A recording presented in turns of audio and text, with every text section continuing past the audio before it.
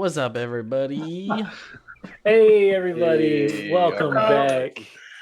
We are the Tabletop Misfits. As usual, it is Sunday night and it is game time. What we're going on to do tonight is yet again another crazy adventure of Call of Cthulhu. This one is called Dead Man's Stomp. Yeah. We have a new guest tonight. Um, Austin here is a game master that also works in the world of Xyothe, so we might see his face around a little more often. If not, it was nice to have him here tonight. What we've got going on tonight is our good friend Pam, our wonderful Etherean, has drifted off on the wind somewhere else for the evening. So we've got new people to come in to hang out with us. And since she's not here and nobody else can do what she does, I will call up with the rest of the stuff, partially because our game master has been running games all day and he Yeah. really doesn't want to talk as much until it's time to play. It's been a long Um, day. So, as usual, our sponsors, GUI Cube, who gives us the world of Xyothe, Fatal Flame, or the Fabled Flame, got Fatal Flame, cool, different thing completely. The Fabled Much more Flame, aggressive candle. which gives us our monthly candles. She makes amazing smelling D20 candles that if you pay just a little more, you even get a surprise inside. Of course, our good friends over at Dungeon Stream who helped us with the logo, as well as just some background stuff or back end stuff. And of course, Nat20, who is our amazing artist who has drawn all of the artwork, all of the characters as usual, as well as myself, and our team logo is all over it. The Zazzle pay on our website, so you can get the merchandise there.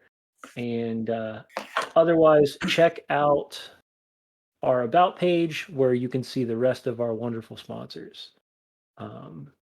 This week, we're continuing our venture into madness, and hopefully next week we'll have all of the cast back, and we can start back into finding out what is going on in that darn hospital in Shugenshire. Yeah.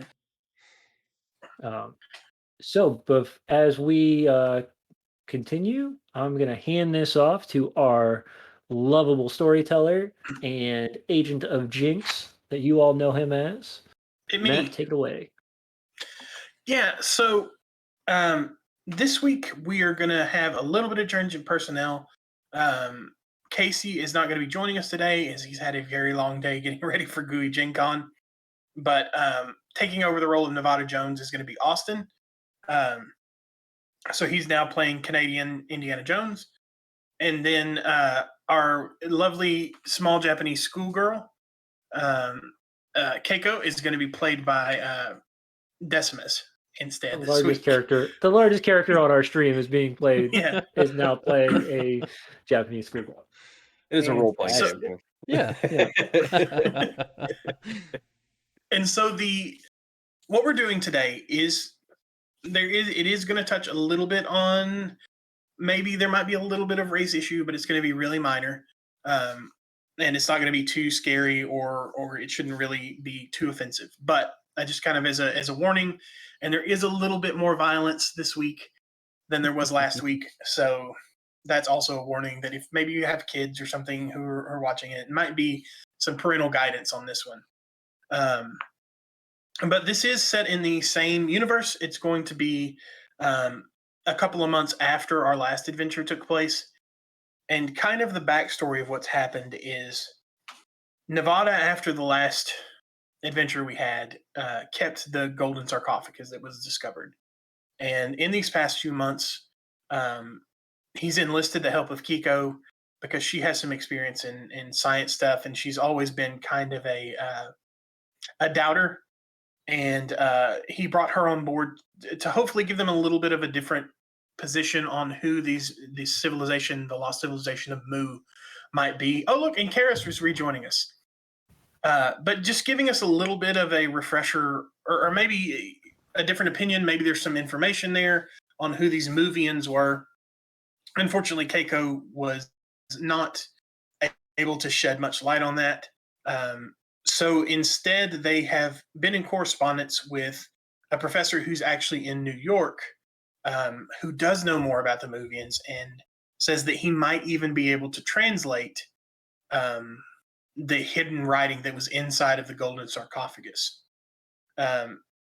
So with that, all of you have met together in New York, and you have actually been invited to one of the big, beautiful nightclubs that's in Harlem. It's actually the biggest and baddest, coolest speakeasy in all of New York. The social elite gather here, so actually the police come here to drink, even though it's illegal because we are during the Prohibition. And one thing that's kind of unique about this place is it's completely integrated. So you're not just going to have African Americans as waiters or bartenders. There's actually clients here. And it's really kind of a unique place, and that's kind of part of its aura. In going in, all of you are expected to follow a certain dress code. At bare minimum, you need a tie, and ideally something a little bit more formal. So our lovely Keiko is dressed in her finest dress, and all of our gentlemen are dressed in their tails and a tie in order to fit in. As a matter of fact, this place is crazy. It's super high end. The music is hot, the company is fine, and the hooch is genuine and imported. It's the swankiest speakeasy in town. Plenty of bribes go around to keep Small's Paradise open. So food and drink are expensive. $2 a drink, actually, which in 1920 is actually insane. Yeah. That's a little much. The first show starts at That'll be a 8 good o'clock, and the place is open every night until dawn. Inside the unmarked blue door, two very large men in tuxedos eye the passing customers. Poor people and the casually dressed who somehow slip past the external doorman are caught and ejected.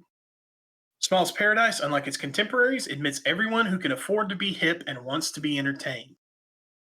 Whereas nearly all the other clubs in Harlem abide by the racism of the time, having African Americans only as serving staff. But when Small opened this place, he decided that was not going to be how this was going. Beyond the guards, expensively carpeted stairs lead down to the nightclub. The check room faces the stairs. The ladies' lounge is situated on the left, while to the right is the gentlemen's lounge, and the entrance to the spacious ballroom proper. Both lounges are decorated with blue and white marble tiles. Mirrors abound, as do gleaming chrome faucets and fittings. The ballroom is large. An opulent bar stretches out along one wall, the faces of the bartenders shadowed by lines of bottles. Opposite the bar is a large stage on which a band plays. Between the bar and stage are round tables, each surrounded by plush armless chairs. And the dance floor, there is plenty of space between the tables for one of Small's Paradise key attractions. Even the serving staff is part of the actions as waiters dance the Charleston, entertaining tables of patrons while holding trays full of illegal hooch. Each table has a small lamp for intimate lighting, and above, electric chandeliers cast subdued hues of blue and gold onto the faces of neat, pale-faced, portly men and the bleached hairs of bejeweled, ambitious young women. Waiters hover, jazz, and the buzz of conversation fills the room. Small's Paradise is a famous hangout. New York moneymen and stage stars, Hollywood movie stars, honest politicians, and those on the take. Chicago businessmen and mobsters, Detroit auto moguls, shipping magnates, and railroad scions. Oil men from Texas and Oklahoma, the rich and cunning, the butter and egg men from around the world, all stop here when in town. Tonight, the mayor of New York, John F. Halen, is entertaining some of the guests in the club, and the Charlie Johnson's Paradise Orchestra provides the music. Not long open, the club brings in the hottest acts and is frequently the talk of the town. So when you guys arrive, the club is packed, and Charlie Johnson's Paradise Orchestra is in full swing, belting out a rousing version of Dr. Jazz. You're shown to a table in a corner near the bar. A stranger is already sitting at one end of the large table, and he nods agreeably to allow you to sit. Once you all take your seats, he introduces himself as Peter Mancuso and then goes back to his drink. And you guys are here at the invitation of Professor Hayes, who is a renowned expert in ancient languages, unspoken languages that have died out and aren't really even studied by historians anymore. Which obviously, Nevada, especially with you, this sarcophagus has just consumed you for the last 6 months. Unfortunately, as you sit down, a waiter arrives who very graciously bows at you and says, I'm sorry to tell you, sir, but I just received a phone call from Professor Hayes, and he has been unavoidably detained tonight and won't be joining you.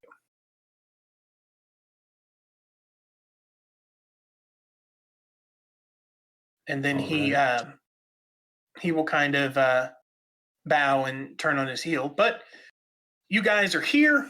You're in the hottest happening nightclub in New York, so why not enjoy it, right? Sure. I'll say. And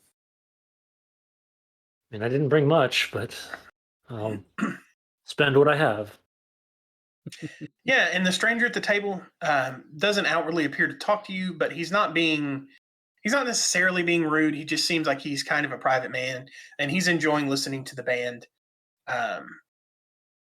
But he is, you know what? Everybody who wants to, give me a psychology roll. All right, because I'm a plebeian. How do I do that? You're going to roll your percentile die, and then if you look on your sheet, you will see that there is a on your list of skills, the investigator skills. They're in alphabetical order. If you go down, there's a psychology skill, and you need to roll under that number. Under the big number? The number in the big box? The big number. Mm-hmm. Okay, Yeah, boy. I need to roll under 30 then? Oh, God. Good luck. Mic off. My 27. You guys go ahead. Mic on. I'm going to take 8. a 19. And everybody who passed, let me know. I passed. I passed as well. I am All right. perusing the room, and I don't care that he's sitting at that end of the table, apparently. You know what? Actually, Nevada, go ahead and give me a spot hidden roll. A spot Mic hidden off. roll. Okay. Spot hidden. Mic on. That's a big skill in Call of Cthulhu. Okay. And so the percentage that I have listed there, I have to roll under that with percentile dice. Under Right. it, yes. All right. Which you do not. You have a great spot hidden, actually. Okay. So for our audience, Matt, what would be the understanding of what a spot hidden is? Because is it just kind of like perception, spot or is there hidden- more to it? Yes. Spot hidden is it's kind of used as a catch-all. It is basically perception.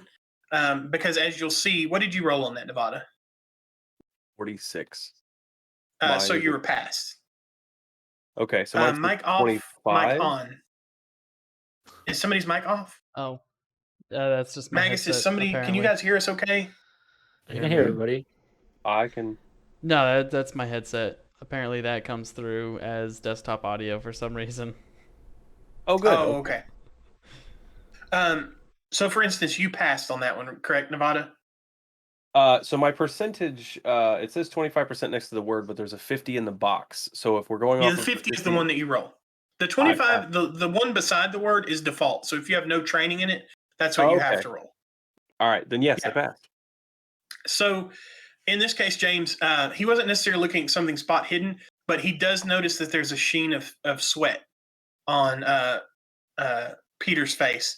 And those of you who passed your psychology roll, which was everybody else, you can tell by the way he's drumming his fingers and just kind of his body language that he's nervous, that something is bothering him, and you don't know if he's waiting on someone or if he's hiding or if there's something like that going on, but something is making him nervous.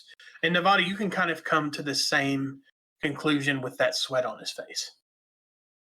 Okay. And Peter, and just a reminder, Peter Mancuso is who specifically?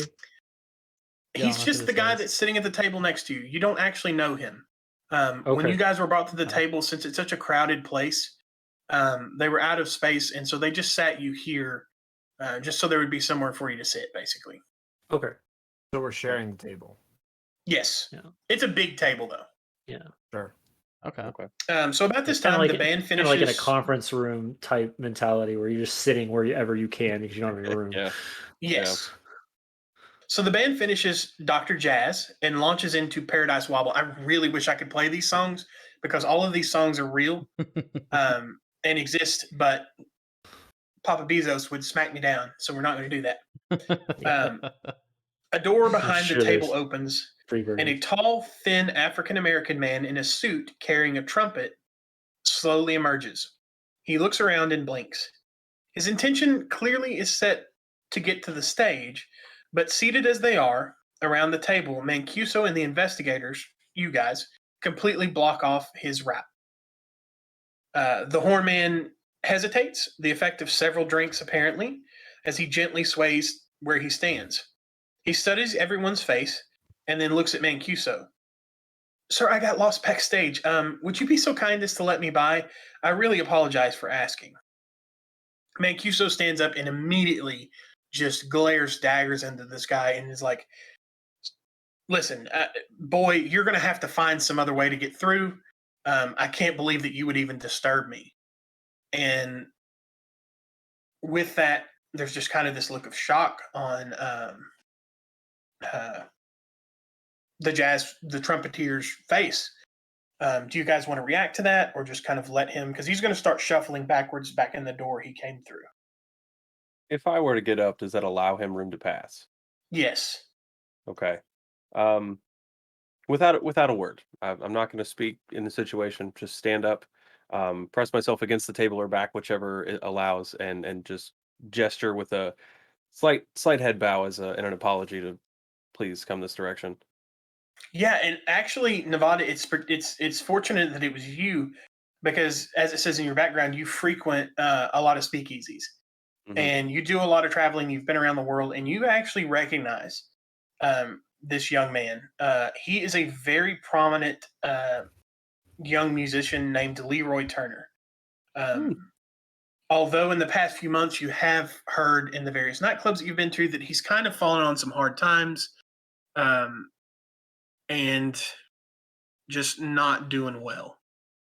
And I want you and anyone else who is paying attention to Turner as he passes to give me a spot hidden roll.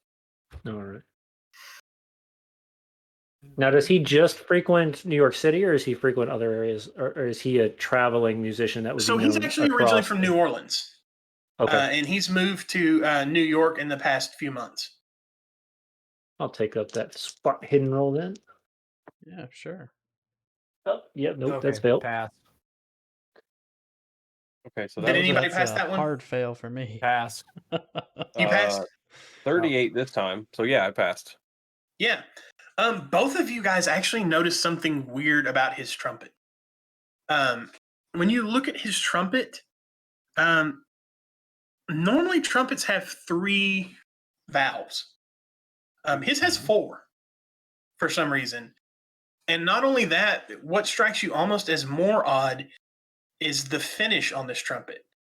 It's silver, but it's really crackly silver, almost like snakeskin or fish scales. It's just really odd. And with that, he'll thank you and head up to the stage. At this moment, the band leader makes an announcement. Ladies and gentlemen, His Honor the Mayor is with us tonight.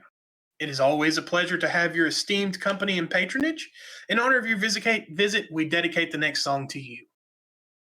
And with that, Leroy walks up on stage, Mr. Turner, in his rumpled-brown coat and pants, which is a stark contrast to the rest of the band who are all in white jackets, tuxedo ties, and it's really a stark contrast. And then he starts to play, and it's an incredible song. He introduces it as a new version of a song called Dead Man's Stomp. And it's a really, it's odd compared to the rest of the music that's been going on. Whereas previously it's been this kind of standard jazz fare that's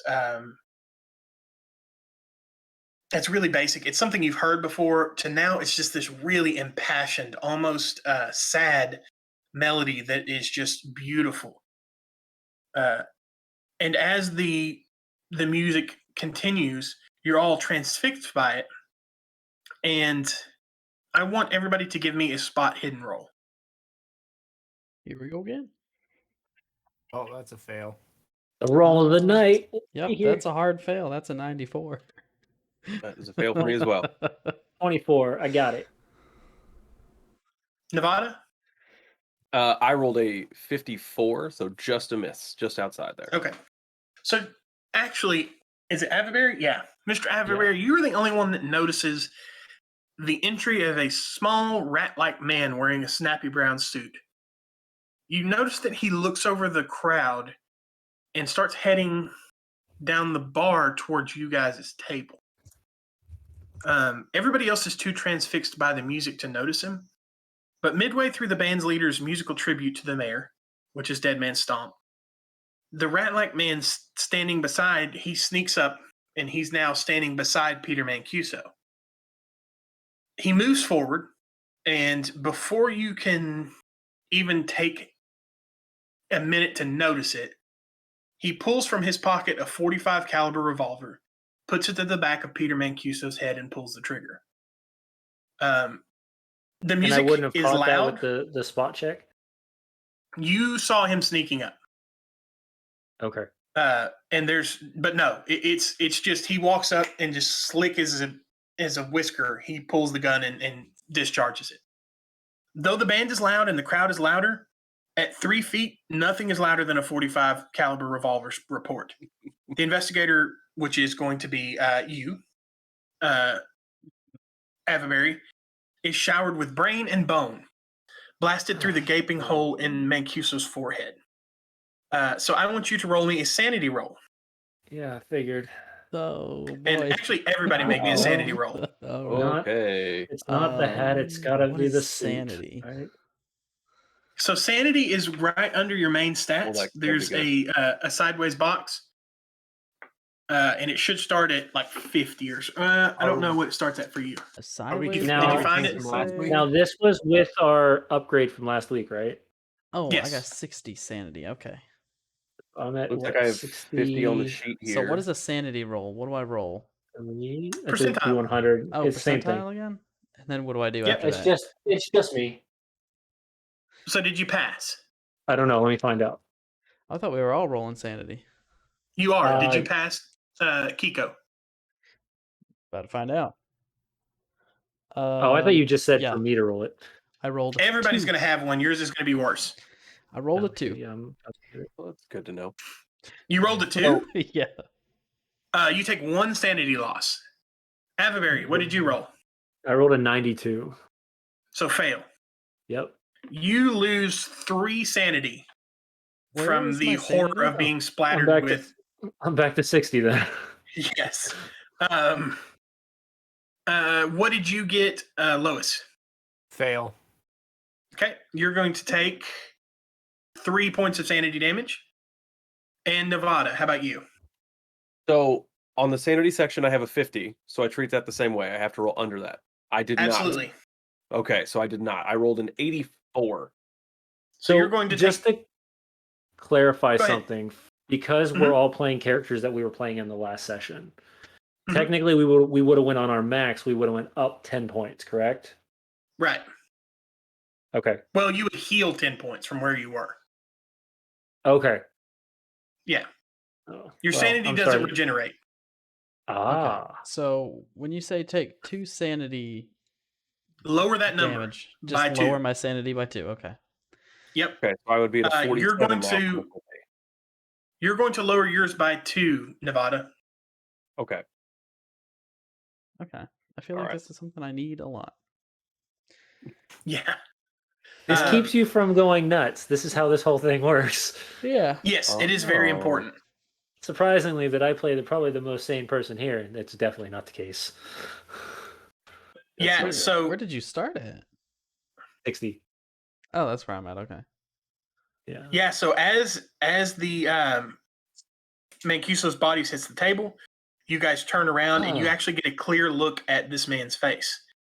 So I got but to that watch also- the entirety, correct? Like just the, Yes, you saw everything. everything. It's just everything. Yeah. It, You there guys a do get a clean good napkin, look. something around. Well, hang on, because you get a good look at his face, but he also looks at all of your faces. So he now also knows your faces as well. Are we talking the Uh, guy, or are we talking the guy that spewed his guts all over the body? The guy that just shot. Okay, I figured, but wanted to make sure. And without Figure saying out a how much word, he it is. slides the revolver beneath his coat and coolly and very quickly walks across the room and exits via the main entrance. So do we have a description of what he looks like then? Yeah, he's your typical. If you imagine a stereotypical mafia goon, Okay. that's what this guy looks like. Big Sweet. square jaw, scar across his eye. I mean, he's got a distinctive look, but he looks like he is in the mob. Okay. Charlie? Check the I think I hat. knew him. Yeah, Charlie. That's right. Yeah. So what are you guys doing in reaction to that? I'm We can gonna check the hat try to first. get my bearing. Look for anything around that would help me clean off my suit. Don't look at me. Ugh. I'm gonna have to take this to the dry Handkerchief? cleaners. Yeah, so as soon as this happens, people start panicking. So there are napkins at you guys' table, but when this gunshot goes off, people start scattering. And it's actually, you kind of lose sight of The man. the man who has a name, and I almost said his name. But you lose sight of him, and he just escapes scot-free. Okay, is there a bartender, owner, anybody that looks like they might be a part of the establishment that we can, or that I can walk to and get them aware of the situation? So everybody's aware that somebody has been shot. Yes, but I don't want to be everybody is- charged with this. Yes. So as you're looking around, one thing before you guys take off, you all do notice that. Actually, give me a sanity roll, everybody. Again? Here we go. This is how we all go insane, y'all. No, I Let's did try not for that. pass. Hey, I'll take that one. That's a 21. I'm I good. Oh, it's failed. 22. Pass that I one. got a 68. All right, so Avery passed, Nevada passed. I passed. Lois, did you pass? Yes. You passed, and Kiko, you failed. Yep. Kiko, you lose 5 sanity points, and something else happens. Oof. You actually suffer a temporary madness for this, which we didn't do this last time because it was a starter game, but we're gonna do this this time. So for the next 4 days, you have a horrible, debilitating fear of dead things.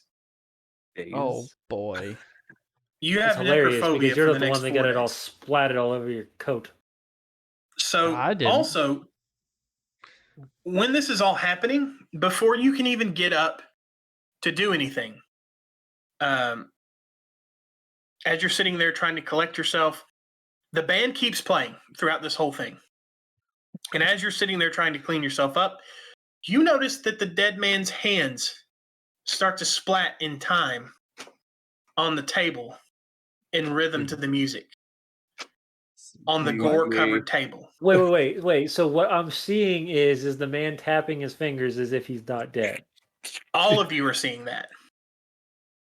No, I So- know. I'm just saying, like, in general, this is what I'm actually seeing. Yes. That's definitely not I'm normal. gonna start pointing. Like, that is not Shuffling normal. away from the table, please.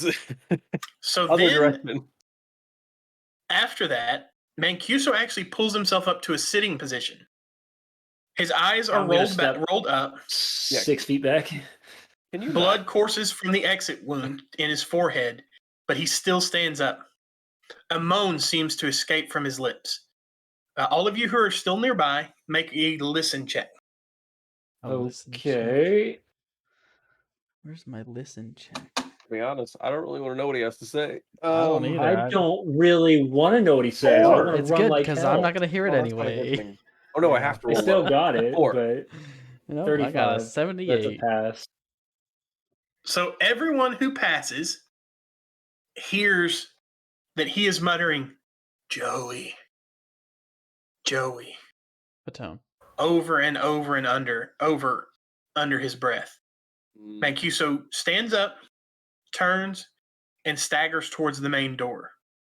Now watched by most of the appalled crowd, the band falls silent. The manager gasps and collapses. Peter Mancuso staggers out through the swinging doors. Then from beyond the doors, muffled screams mark his progress up the stairs and into the night. Now, those of you who passed that last sanity check that we made, you guys, in thinking back to what you've just seen, you were like, you know what? I didn't really see what I saw. That wound wasn't as bad as I thought it was. So he's actually must have just been clipped, and your hyperactive imagination filled in the blanks. Those of you who failed, you know what you saw. You saw the hole. You saw the fragments of bone on the table, which are still there. But you guys know what you saw. Okay. Sure. Okay. Yeah. So how is the room still pretty full as everybody's rushing to the door? Okay. Everybody is rushing to the door to try to get the actual hell out of there. How far away are we from the bar, like the actual bar itself? You're about 20 or 30 feet from the bar. So when you What say who failed and who passed, now are you talking I'm the only one that this failed. last one? The last sanity check that we made. The only Oh, one that okay. failed it. Yeah.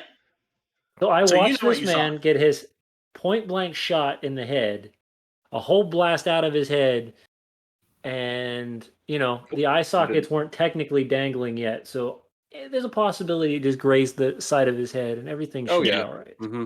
Yeah, you're pretty sure that no, a dead man did not actually just stand up Caught his ear So- or something. walk out of here. We should probably go find him and make sure that he gets to the hospital. I agree. Needs a band-aid.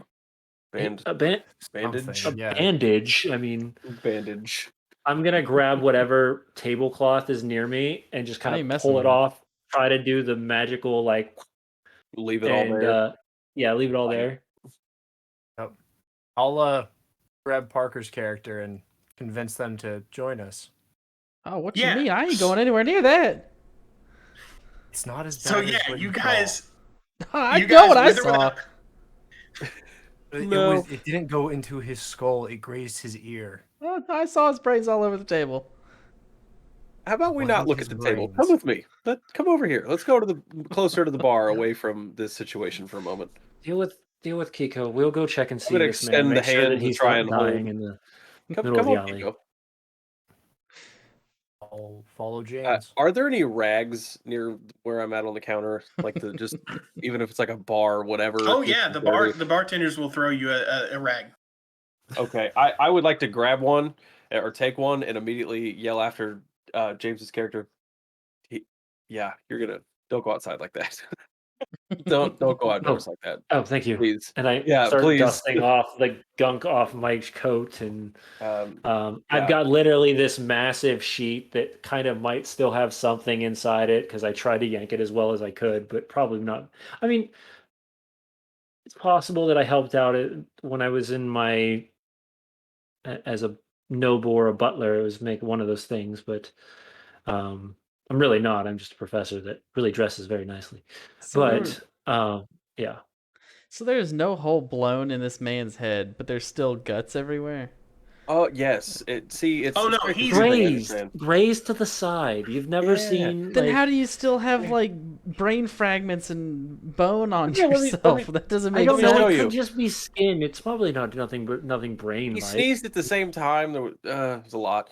Yeah. Come sit over. I'll explain it to you. I'm going to try and push you into a chair or a bar stool at the furthest seat away from the door, and purposely angle you not looking at the door. If just look over this way, over here.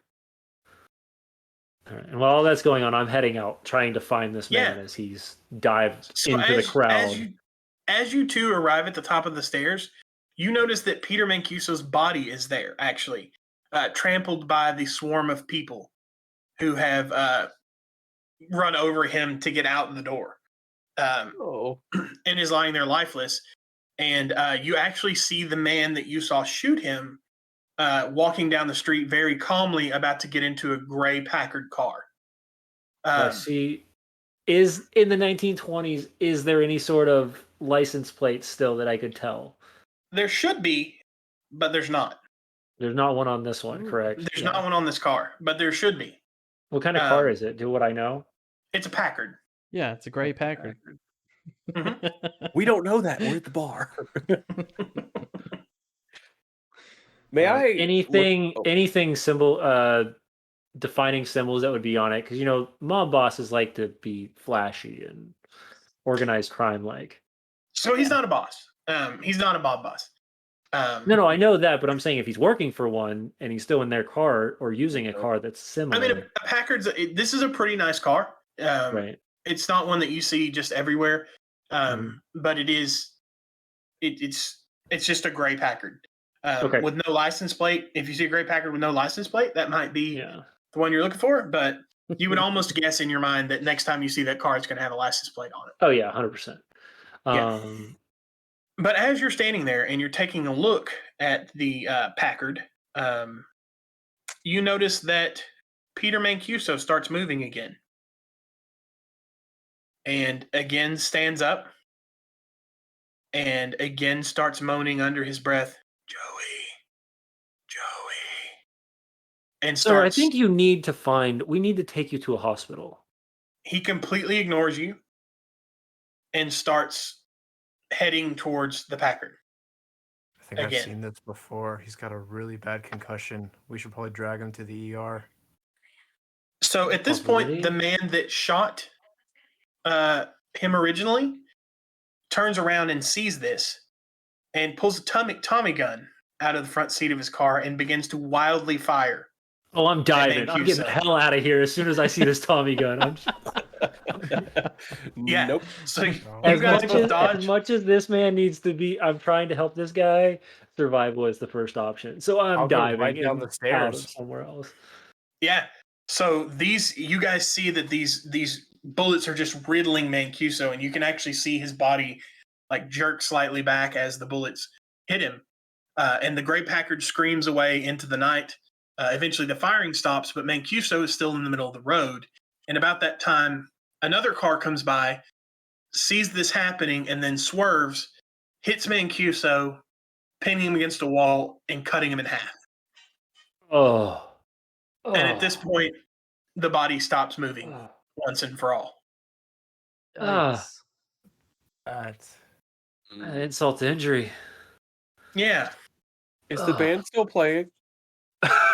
Yeah, they're still playing. We're having a good time in here. Actually, they are. Wow. Really, though, most of the orchestra has stopped, but Leroy is still playing. So if I've seen Leroy before with his stage performance, is this one different drastically? Not drastically. He's got a new trumpet. Okay. He's got a weird trumpet with 4 buttons for some reason. Okay. Yeah. I'm going to reach over the bar and grab whatever's on the underside near me that's alcohol and 2 glasses, please. And just all right, Kiko, we're gonna have a moment here, and I'm sliding the drink to you. And after a thought of sliding, I think I would like to grab a 3rd glass or whatever I have in it, and I'm gonna attempt to take it to Leroy. Yeah. If that's okay. Yeah. So at this point, Leroy's up there by himself, and he's stopped playing. He's sitting there against a wall, wide-eyed, and he has reached into his trumpet case, and he's actually pulled out a half-pint bottle himself. Suddenly, though, from outside, and you guys hear this too, sirens start going off. Would we have been able to hear the Tommy gun? Yes, you guys heard that too. Okay, I was just double checking. I don't. Yeah, you guys heard that too. Trumpet in here. Yeah, but when the siren starts going off, Leroy actually stands up and begins heading for the service entrance to get out of here.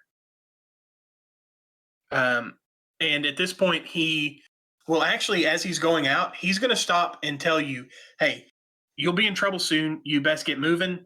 Come on now. I know a way. Come on, come with me." I'm thirsty though. What do you mean? But the police are here. This is a They speakeasy. they should be. Will you wait a moment? Look, man, I've got to get out of here. If they catch me in a speakeasy, we're all going to jail. Wait until you finish this. I'm gonna hand him the drink. Okay, Right. but I'm telling you, just like 30 seconds. That's it. That's all I need. Yeah. Okay. I am then going to very impolitely to anybody that's still remaining in here. Kiko on the way by, and head to where I saw them go up the stairs. I'm not going to go up the stairs, but I would like to shout. Because last I saw, at least I know Wentworth and what was the other name at the moment? Was it Lois? Wentworth and Lois. Yeah. I saw them disappear upstairs. I would like to call Wentworth, Lois, as loud, like repeatedly a few times to see if they can hear me.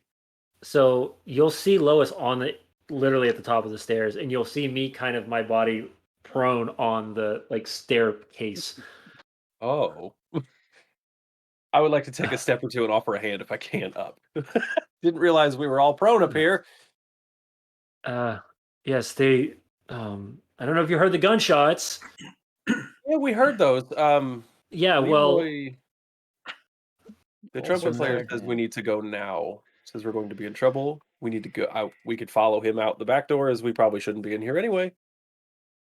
it's probably best. I kind of just throw the sheet as close to the body as I can and get up or once I get up and then run down the stairs.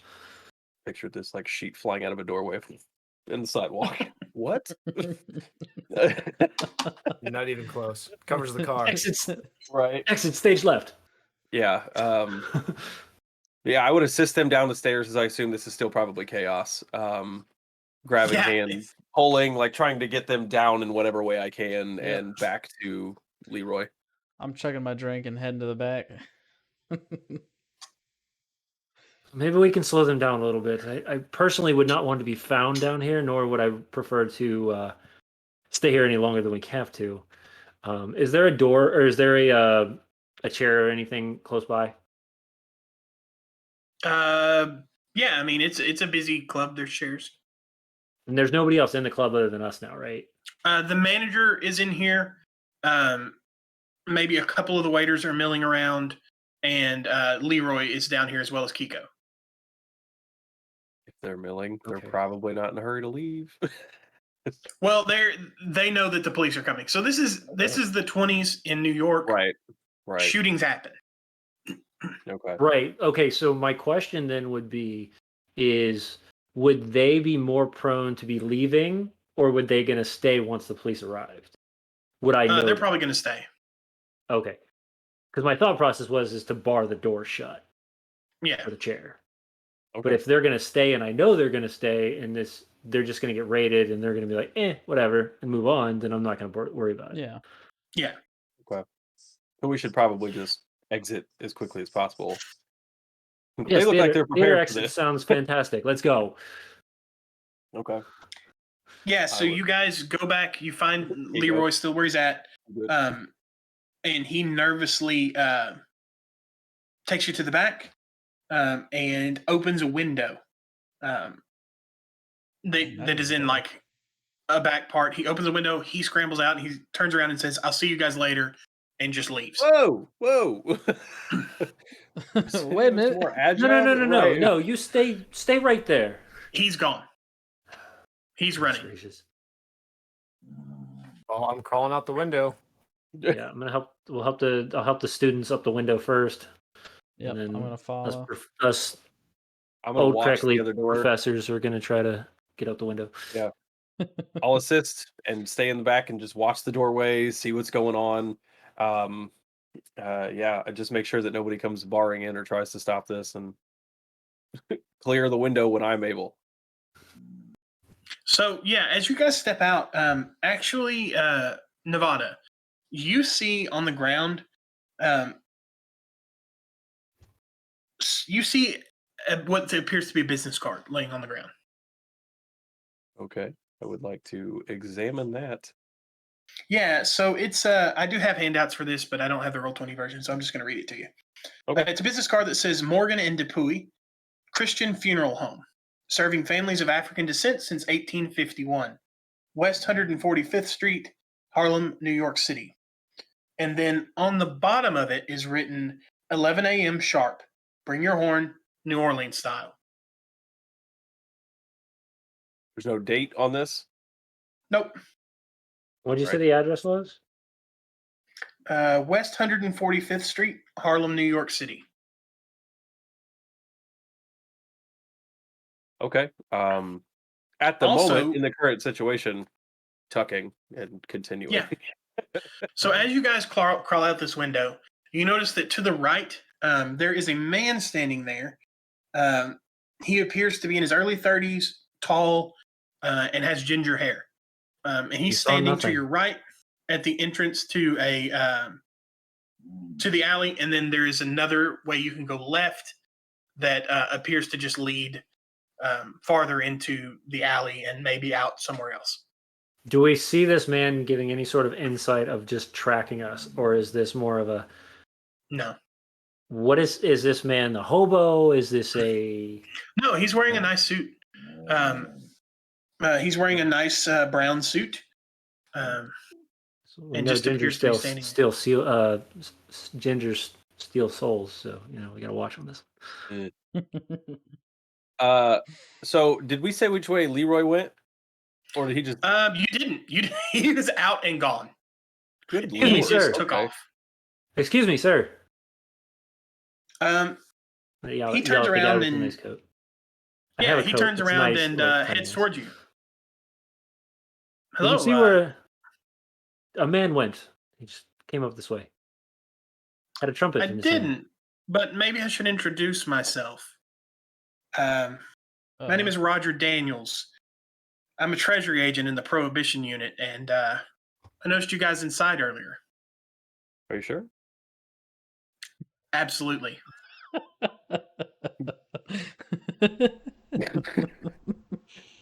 Oh, But just bear with me, and he'll kind of pull his jacket to the side and reveal that he is carrying a gun and a badge.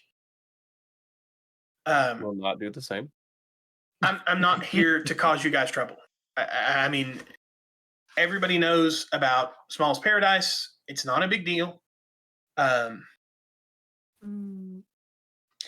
But there are some questions I have. See, I was here trailing Peter Mancuso. Were you? If you're trailing Yeah. him, he's around the bend. Right. And I also noticed that you guys were sitting next to him. Not in our choice. We were literally busy placed place. because there was nowhere else to sit. Hard to find 5 seats in one place in there. 4 seats. He did look really nervous though before everything happened. I'm So- more worried about the after effects than I am the nervousness. Truthfully. Well, I mean, there's got to be more to the story here. It could have just been. Why were warm. you trailing that man? Peter Mancuso was an attorney for the Bonato crime family. And he was thinking about cutting a deal. And I was just tailing him in order to find out what was going on, to see if this was actually genuine. And make sure that everything was on the up and up. Seems like this deal was Because the getting information brains that blown out. The information that he came to us with was very odd. He said that they were speaking with Leroy Turner about some sort of deal that the head of the Bonato crime family was very interested in. And as far as we know, Mr. Turner has no priors. He's a pretty straight up guy. And it's very odd that this has now all occurred. And he was shot in the head by Joey Larson, who is one of the Batanos' hitmen.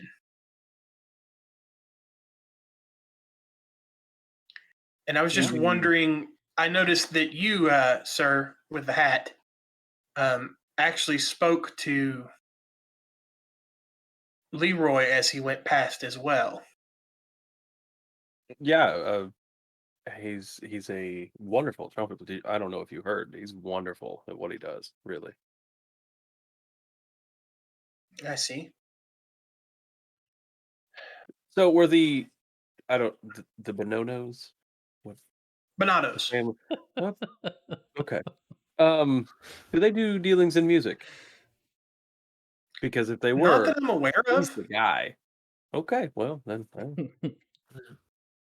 which is what Pretty sure confuses that us because they were not sure what interest they could have in somebody like Leroy Turner.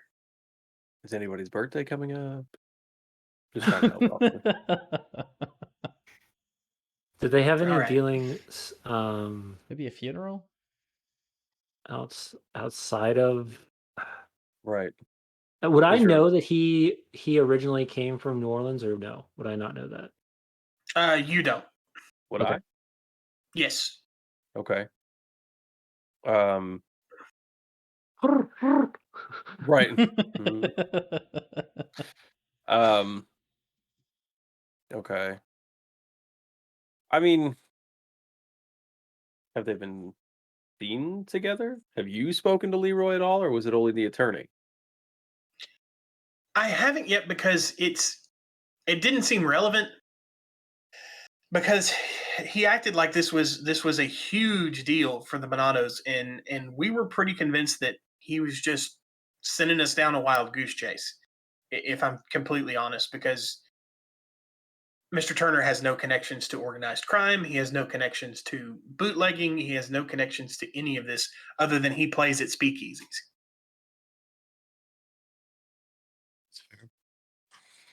Well, Was the reason he plays at speakeasies due to his talent, or? Yeah, I mean, kid's good with a trumpet. So I mean, he could most likely get a job anywhere. So speakeasies being the place for him. It's a rough life. so how can we assist? Other than, I mean, what other information would you like to know right now? Well, I've got to be honest, I was really hoping that maybe you guys knew Turner or Mancuso and that I could find get some context for what's going on here, what their relationship is.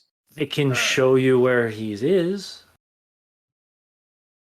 Mancuso? though it's not pleasant. I think the black and whites have shown up. I heard sirens. I'm pretty sure that they're dealing with the fallout of all that. So, question for the keeper. With my background in New York City dealing with mobsters, would I know the Monato family at all? Yes. Know their dealings? Yes.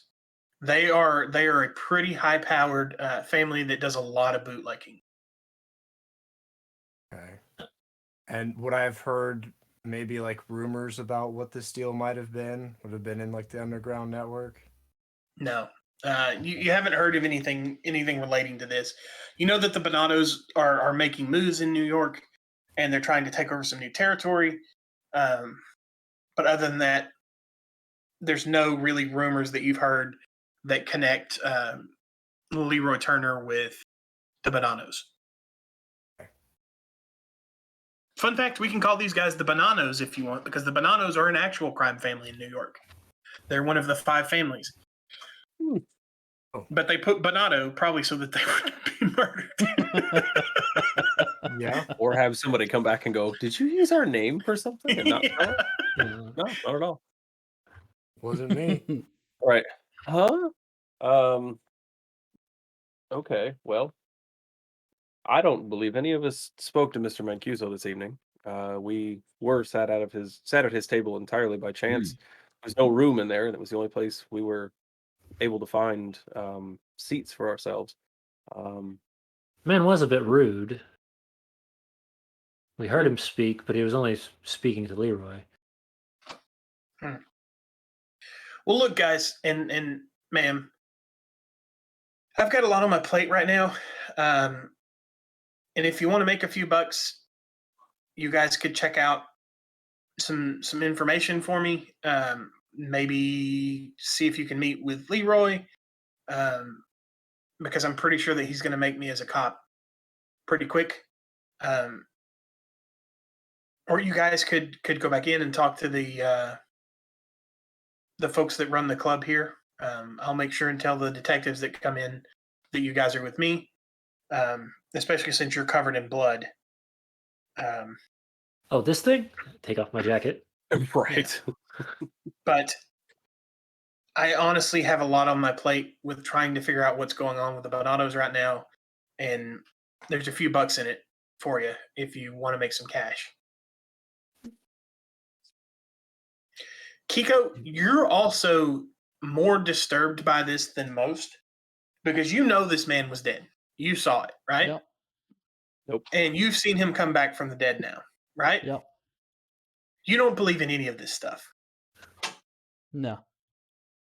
So you're actually shaken to the core. I mean, this has really, really confused you, upset you,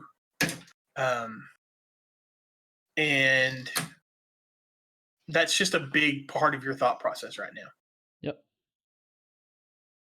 Well, I believe our plans for the evening were canceled, so we are free. We have nothing else to do. We're trying to get. Excuse me. Do you know of a Professor Hayes? No, I'm sorry, I don't. You don't want to. He doesn't keep appointments. How would we get? How would we get in touch with you after we spoke to management here? He'll give you his card, which has a phone number. No. Well, Okay. can we at least go in, have a drink, shake off whatever the hell that was? I don't think you're going to be able to get a drink there with the police working. Didn't you? Anyway. It's alcohol's illegal, no matter even Well, I if you're figured- working with us. I wasn't sure if there was anybody there. Is there any? You You're said really we were gonna pushing your have- luck on not catching a bunch of charges right now, you know? I understand. Is there anything you need to tell everybody all at one time out front? Like in a group setting, The away from uniformed the- guys will take care of that. All right. All right. Well, do we need? Okay. I'm assuming we're not going to have to use the window. Well, we can at least again, find out. so- We can at least find out from the manager why, or if there was more of a reason for Leroy to be there, or if he was on the books. Yeah. If he wasn't, then there's a possibility that he was there for a different reason. Yeah, and the only connection we know of would be. guy Give me at the half a table. second, guys. I can still hear you, so keep talking. Mr. The other- Mancuso, The other thing we could ask is, I'm going to look at this man and say, have you ever heard of a 105th Street? E4? Do you mean 145th Street? 145th. That's it. Yes. Those numbers. Yes, it is a street in New York. And is there any significance about it? I mean, not that I know of. It's in the part of the neighborhood where there's a lot of African Americans living. No, not really to me, at least. Okay. Why? All right. The mumble that was said by Leroy. Okay. Mumble. All right. Well, I need to be going. I've got some paperwork to take care of. We've got to process Mancuso and his body. And the gang, the organized crime unit's not going to be happy. Well, we'll see what the managers know, and we'll try to reach out to Leroy in whatever way we can. Um, in the Yeah, meantime, we have some work to do at the university around here as well. So keep our eye yeah. out. So you guys head back into the club, um, and the manager is there. There's several uniformed police officers inside taking statements. You see one guy behind the bar confiscating bottles of liquor and putting them in big boxes to cart out. Hmm. Shame. So who owns this place? Who are you asking that? Um, no, this is more of a internal thought process. Um, Do we see anybody like the most well dressed among the staff? Yes, you actually see someone who's in a very nice suit with a cummerbund speaking with a police officer. I think that's our guy. well, then let's wait until he's done speaking with the police officer before we interrupt their conversation. I prefer to at least keep somewhat of a conspicuousness away from being blamed for things that we aren't blamed for. True. So as you guys are waiting for the officer there, you actually hear some of the conversation, some of the questions the police are asking, and you hear. So when Mancuso got up from being shot, the band were still playing, and then there's a couple of bumbles you can't quite make out what the owner said, and then you hear there's reports of some guy trumpeter joining the band just before this happened. Could he have been involved? Um, and just kind of stuff in that vein. Asking what the band's reaction was when this all happened, if there was any possibility that anybody in the band had a weapon, that kind of thing. And then the officer seems to have wound up his questions and moves on to question someone else. Okay. So as we get a moment of silence from the officer as he moves on, we're going to walk up to the very nice dressed man. I'm going to kind of tap Nevada to speak as I'm still covered somewhat in blood, and push him and kind of slink behind him just enough that they're kind of concealing some of that. Okay. Prefer not to be questions about this. Yeah. Okay. Who were you? Uh, I'm gonna just tip the hat. Nevada Jones. I came tonight and I was looking for was having a meeting here and no, it's a popular spot. It's a shame to see all this go down in here this way. Um, Oddly enough, I would like to inquire about Leroy. I've seen him play in a few other places, and I was really curious. What was he? Did you make the connection and reach out for Leroy?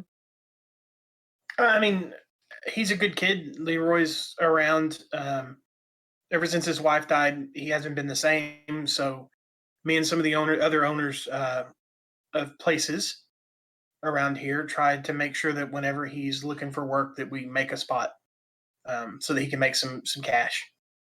Okay. I wasn't aware that his wife had died. I wish I'd have known. I'd have said something to him. How long ago was that? A couple years ago. Okay. Well, He so really took it hard. It's I, hasn't been the well, same I can since. only He's imagine. drinking a lot. I can understand that. Being somebody who's lost somebody as well. I'm sorry to hear that. But yeah, I mean, he's a good kid.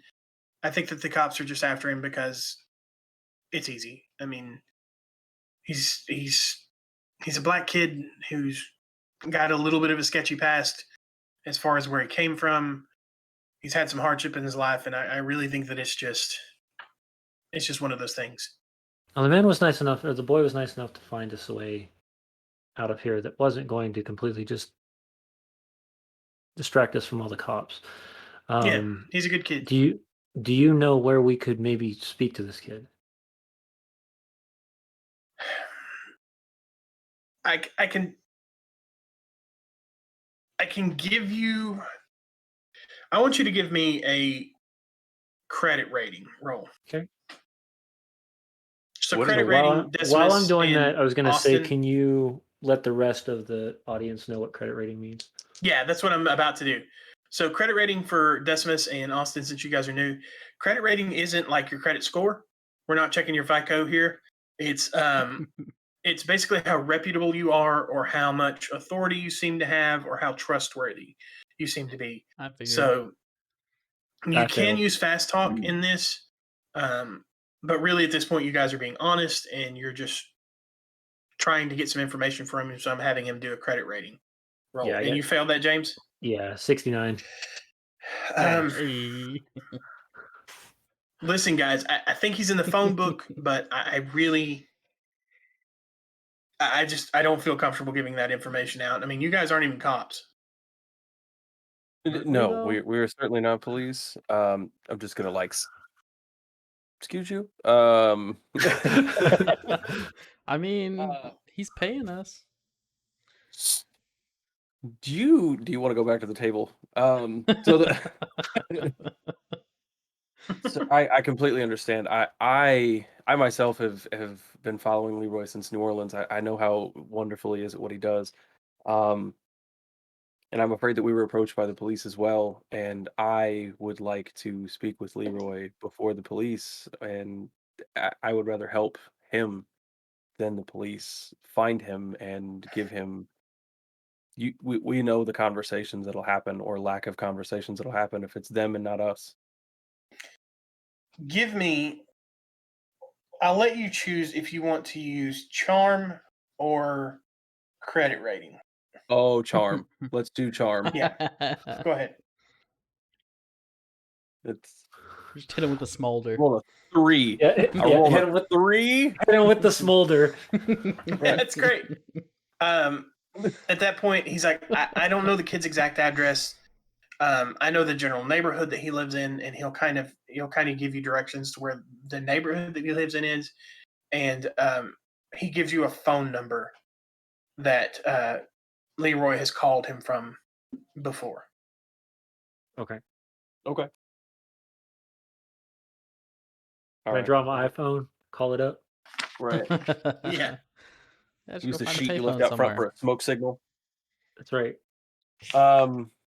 Thank you. Thank you. I understand this is an uncomfortable situation. I hope to see you guys back on your feet again soon. I'm going to lower my voice as I say that and look around to make sure we're not being listened to. But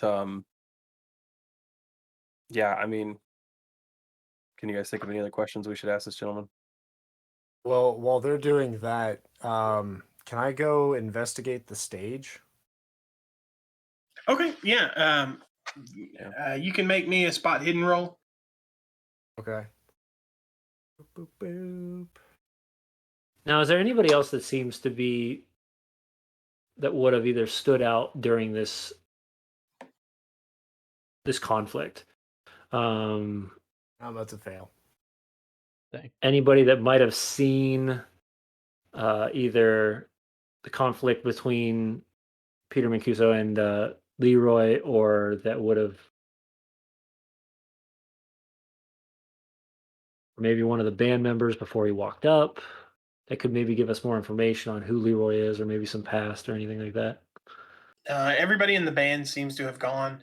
There's literally just some police, the owner of the club, or the manager of the club, and just a couple of bartenders around, but you're not sure. Okay. You don't think so. Also, with that spot hidden fail, you don't see anything on the bandstand. Sure. Is any police up there? Yeah, there's a police officer up there, just kind of milling around, looking in general. Okay. Okay.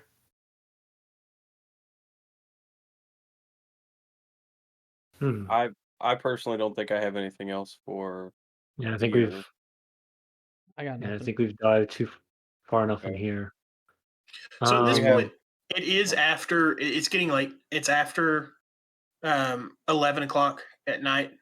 If you guys want, you can retire back to your hotels, kind of go over what you found, and reconvene in the morning, unless you want to spend more time tonight I think getting off that the was a streets terrible would night. I probably want to go be to bed. I was gonna say, I think the getting a good night's rest and cleaning ourselves up would probably be better than us wandering the streets of Yeah. Harlem here. And You should change your shirt. I've been trying to get back to the hotel, of course. Mm-hmm. Dr. Jones, we have to deal with this again. Mm-hmm. I was just saying. Can Yes, we your borrow the hat, tablecloth to your wrap hat. him in Now on the way my home? I don't want to walk down the street with a whole dirty shirt here. Sure, he'll nobody bring complained you to a you when you tablecloth. had your dirty hat, but of course, I get a dirty shirt and everybody makes What a is it? fuss about it. Easy. I have water. So you guys make your way back to the hotel, get a good night's sleep, and when you reconvene in the morning at a small coffee shop that you've all agreed upon previously, each of you have picked up a paper. You notice that in the papers, Mancuso's shooting is described as Mancuso just being this poor man who was mortally wounded, yet somehow indomitably willed himself to stay alive, tried to reach help only to be cut down, ironically, by the very aid he sought. Various ruminations on life's meaning, the typical drivel kind of see print as well. Mancuso is identified as a self-employed accountant, a man with a spotless record who, in a moment of weakness, entered Small's paradise. Police think that he was mistaken for some criminal foe. The mayor's office announces the padlocking of Small's paradise, offering thanks that such a cesspool of vice and crime has been located. Government agent Roger Daniels, who you guys spoke to yesterday, testifies that Small's Paradise was selling alcohol. Daniels manages to get his picture in most of the dailies. His career has officially begun. The manager of the club, Mr. Roland Marlowe, is arraigned on various petty charges and quietly released on bail. And that's what you kind of have found. So you guys have gathered up with your various morning papers. Nevada, you brought the business card with you. Which I and would definitely share with everybody. Actually, when you're looking at the paper, you actually notice an advertisement for the Morgan and Dupuy funeral home, which is the same company mentioned on the card.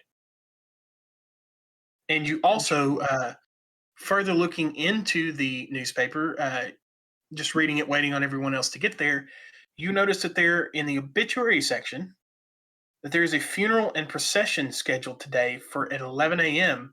at Morgan and Dupuy for Frederick Lincoln Fayette, brother-in-law of the Paradise Orchestra leader, Mr. Charles Johnson, which is the band leader of the band that Leroy's playing for yesterday.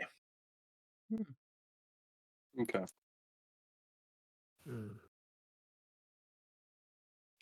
Okay, that's slightly peculiar that there's an event at 11, and we found a card for it. Was the address or the neighborhood we were given similar or the same area as this funeral home for Leroy?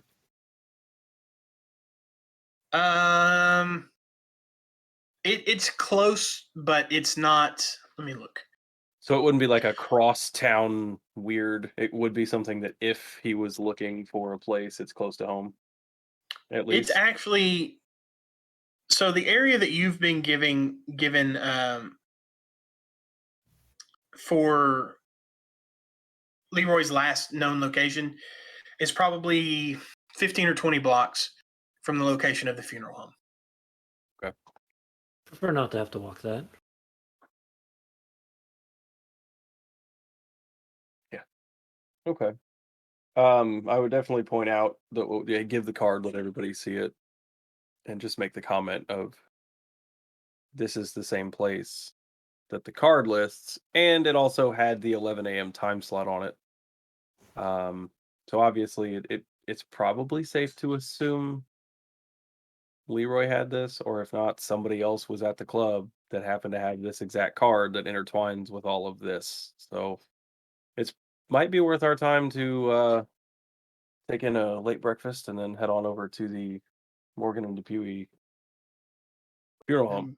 Makes sense. It is early in the morning. you guys, it's like 7 o'clock in the morning when you guys are all in the funeral home or in the coffee shop. So you do have time to check out other stuff if you want before you head there. Okay. If there's Something any else other places interesting you in the want to paper. search. Kind of fold my leg over, sip on a cup of tea. Not really. Just normal day-to-day stuff. Nothing super interesting. There is an address listed weirdly for Mancuso's office, the accounting firm that he worked for, in the paper in his obituary. But other than that, How far away is the university? Do we have time to stop and see Hayes this morning or check on him? so Hayes doesn't actually work at this university. He's actually Okay. from Belgium, weirdly. Oh, so he was in And outside. Okay. he's just in town. Yeah, he's in town for a seminar. Okay. Do we know where he's staying? We were. You don't know. Okay. All right. Would we have any other ideas of how to get in touch with him? No, unfortunately, you just received a letter. It was very stripped down, but kind of with the occult nature of the stuff that you guys deal with. That's not super unusual. The people who are in the know about this stuff are usually more than a little paranoid and extremely cautious with their personal information. Makes sense. Okay. Well, at the moment, I don't know what else we would have to do. If we wanted to kill some time, we could always wander past Mr. Mancuso's I mean, while we're office. in New York, we might as well grab a bagel. You guys actually also aren't What? that far from the neighborhood Leroy is from. Mancuso's office also isn't that far of a walk. Police station is close if you wanted to talk to them more. You guys have a lot of options. Pretty much anything you might want to check into, we can check into. Well, I don't know that the If you police want to. are- If you don't, Right. we can skip time. I don't know that the police are going to be able to get a whole lot of super accurate information readily available about Leroy's home. We kind of had to dig a little bit on that one. And I don't know, maybe he went home after leaving a place where he was seen by the police, but it also wouldn't make sense that he'd be home this morning. Yeah. But I don't know. Can we think of anything Mr. Mancuso's office might be able to tell us?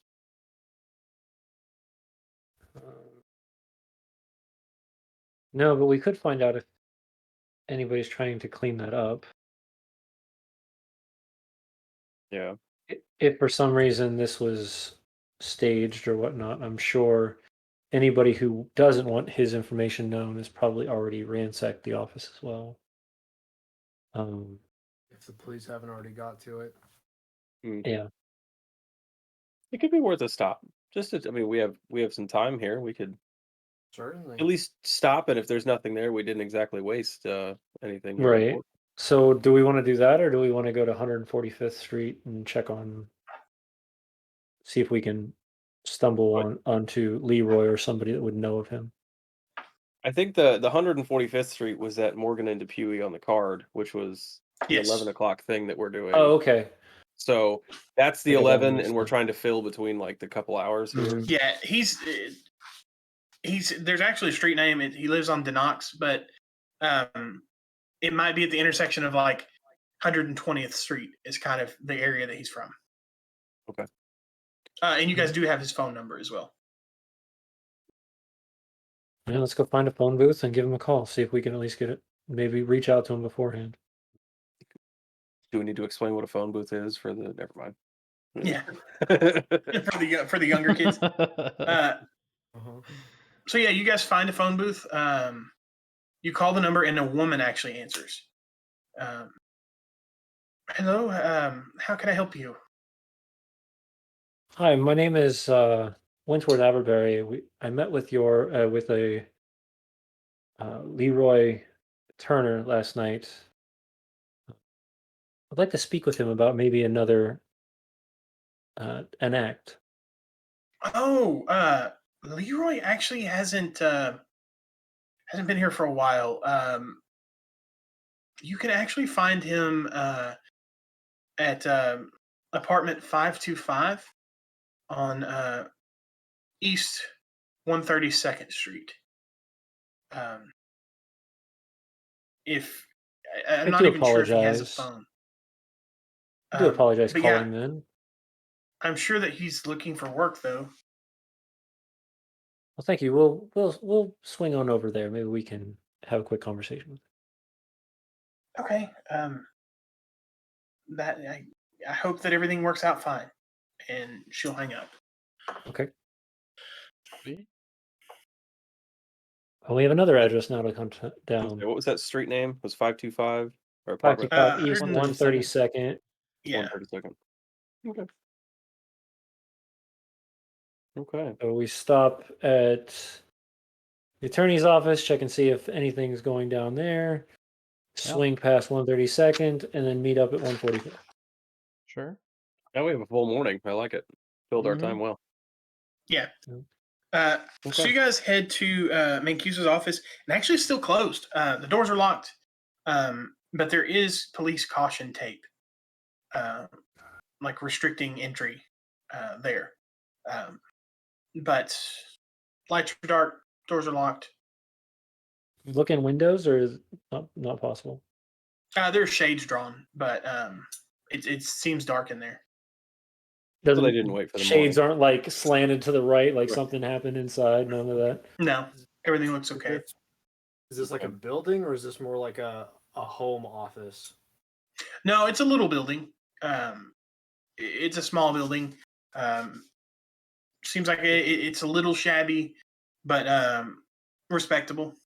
Like single story, multiple story? Single story, yeah. Anybody in the area, or no? There's a few passerbys just kind of wandering the streets, but Nobody's heading to staring work, at this that kind of thing thing. that we can tell. no. Can we get to the back alley, or Yeah, you could. You head down a back alley and you see that there's a back door. There's also several windows. If you guys are trying to get inside, that's absolutely an option. Hmm. well, do we think it's worth shooting? Not completely the safest thing for us to do, but at least I don't have a dirty shirt on anymore, so it's more possible. Right. If we were covered in I blood don't- doing this, it probably wouldn't be the safest thing. But Well, I think that it would be safe to assume any information. The police have been here. I don't know what they would have left that would be beneficial to us. I mean, we could always check if we want to check. I'd be happy to make our way in here, but does anybody it seems can they even, didn't even wait for the anybody morning. even know how to get in? Yeah. Couldn't you just kick the door in? So if you're wanting to get in the door, there's a couple of options that you have. If anybody has a locksmith, you can try that, or you can use machine repair. I think I have something like that. I have an actual 01 in locksmith. Shoot. Not doing that? Yeah, I think I'm the same way. Yeah, I mean, as a I'll- professor of language, my hands aren't what I use. I use Right. my words. Well, gentlemen, you better step back and let me take care of this then. And I guess I absolutely. will. With what I have on me, let's just try the traditional hair clip lock picking. Okay, go ahead and make a roll. And what Just do you gonna want me to turn- roll with? You got this. Percentile die. You have a locksmith skill. Sorry. The locksmith. Oh, and I failed it. Okay. Yeah, you're just not quite able to pick it. At this point, as Kiko suggested, kind of your other options are to bust it down or break a window or something like that. Yeah, if you guys wanted to are get a in. bunch of manly men, aren't you? So what's mech repair? then? Well, I mean, Machine repair. he's a brute. No offense. What? It's what technically skill? mechanical repair, but What skill would it be to kick the door down? strength. Strength. Just How at does the that top. work? Roll under it. Oh, so it's the Good with exact that same one. thing. Yep. Oh. Super simple system. Okay. What That's do I- neat. I'm gonna take my hockey stick and I'm gonna try and bust the window open. Excuse me, you're what? Where have you been putting this? She does have a hockey stick. It says I have a hockey stick. How Yeah, tall so are now you? you have to explain how do you, yeah. It drags the ground the entire time. How did you get a hockey stick into a You kept it in the speakeasy? hotel room. Wait, why did you have a hockey stick in the Wait a second. You're Canadian. How did you not like sense its presence? That's what I'm saying. I didn't smell maple syrup. Not one thing happened that alerted me to the presence of this hockey stick.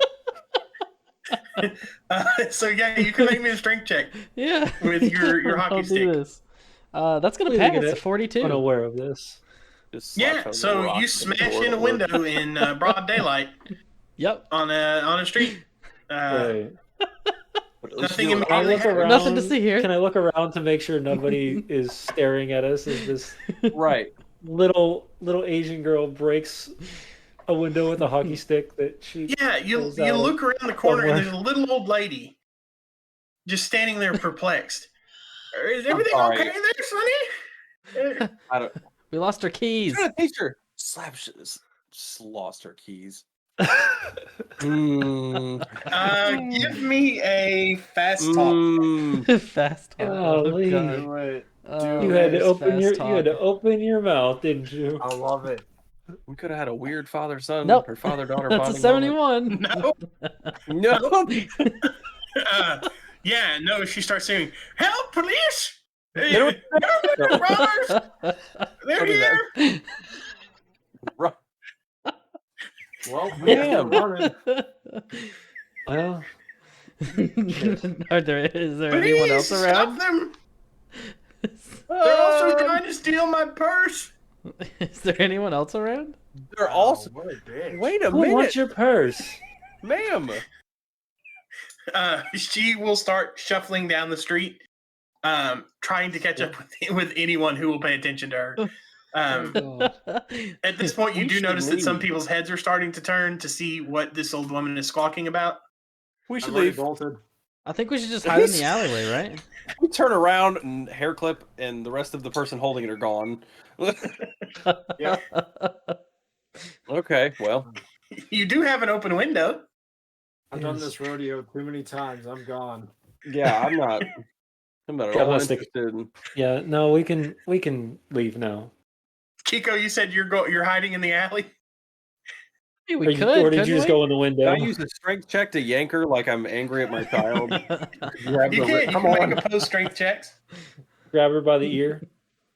Right. I'm trying. I'm gonna try and grab you by the arm and go, "Come on, dear," and just like pull you down the alley. That's 20. I'll just give into it. That's fine. This is fine. Okay. I Yeah. love it. So I you love guys it. flee. I love it. You say deer, and it's like 40-year-old man, 21. 19-year-old college student. 21. Oh, this is it. 21. My bad. Right. 21. Yeah. Yeah. And you No, this just is just a mail order bride. He's trying Try and to. help you one carry time to around. learn the great sport of hockey, and this is what happens. All right.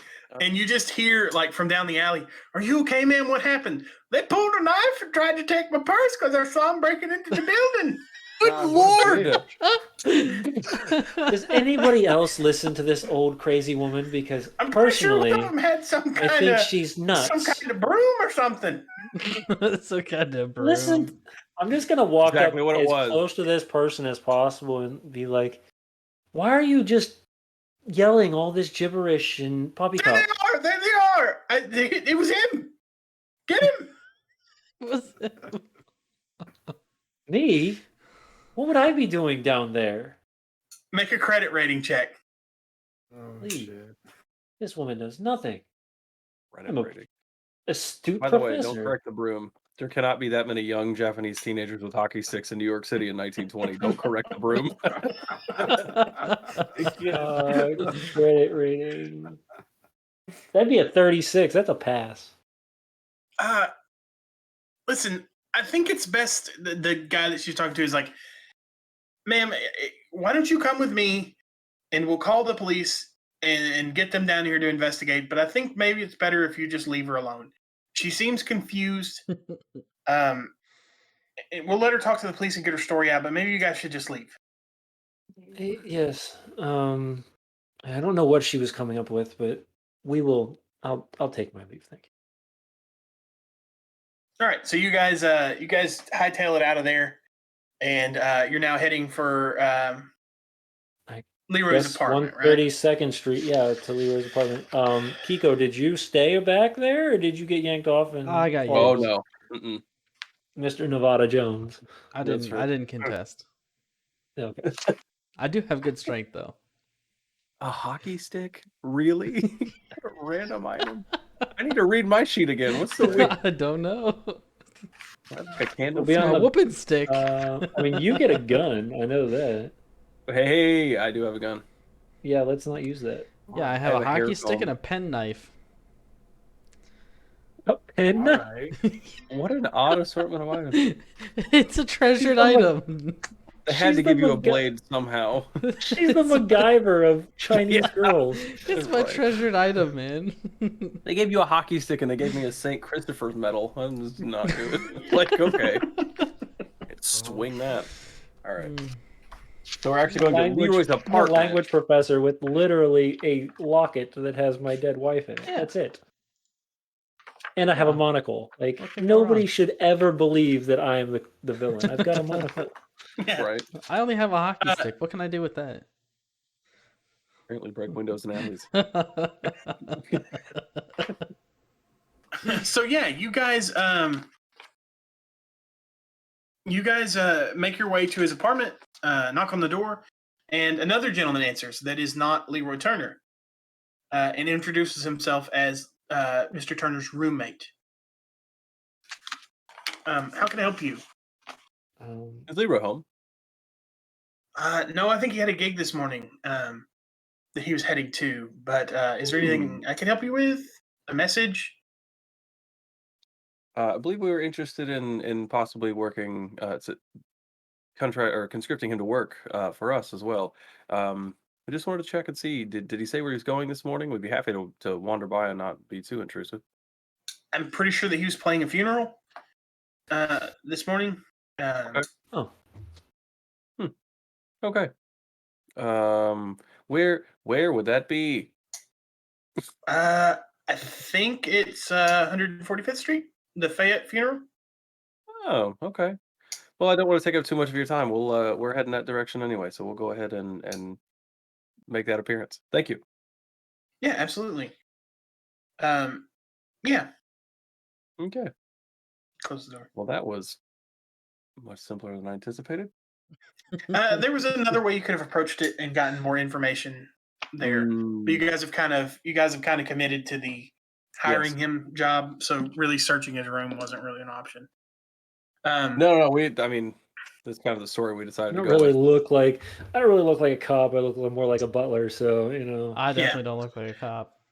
I don't know if there's anything I could have said that would have led to. Can I check your roommate's room? I don't know that. No, it would have been tough. Yeah. Okay. you might be able to Well, pull off the dollar store detective. Right. Just like Why don't we, before we head to the funeral home, why don't we take a quick 5-minute break, I'm Okay. down with that. I can take a break. real short, and then we'll pick up from there, and we'll go from there. It'll be a great time. Sounds good. right. The climax everybody, is soon to come. If you're enjoying these little extras that we're doing with Call of Cthulhu, please just slam the chat room while we're gone, so that we all know that you guys are enjoying this kind of thing. Because we are thinking about bringing a whole other show out to kind of go over some of these cool extra RPGs. So give us a shout. Let us know what you guys think, and we'll be back in about 5 minutes. And if you want to see more of this, let's like us taking a break from our normal game occasionally and running something weird or different, let us know. Yep. Cool. Okay. We'll Yep. see you guys The back madness in about 5 continues. minutes. All After right. the break.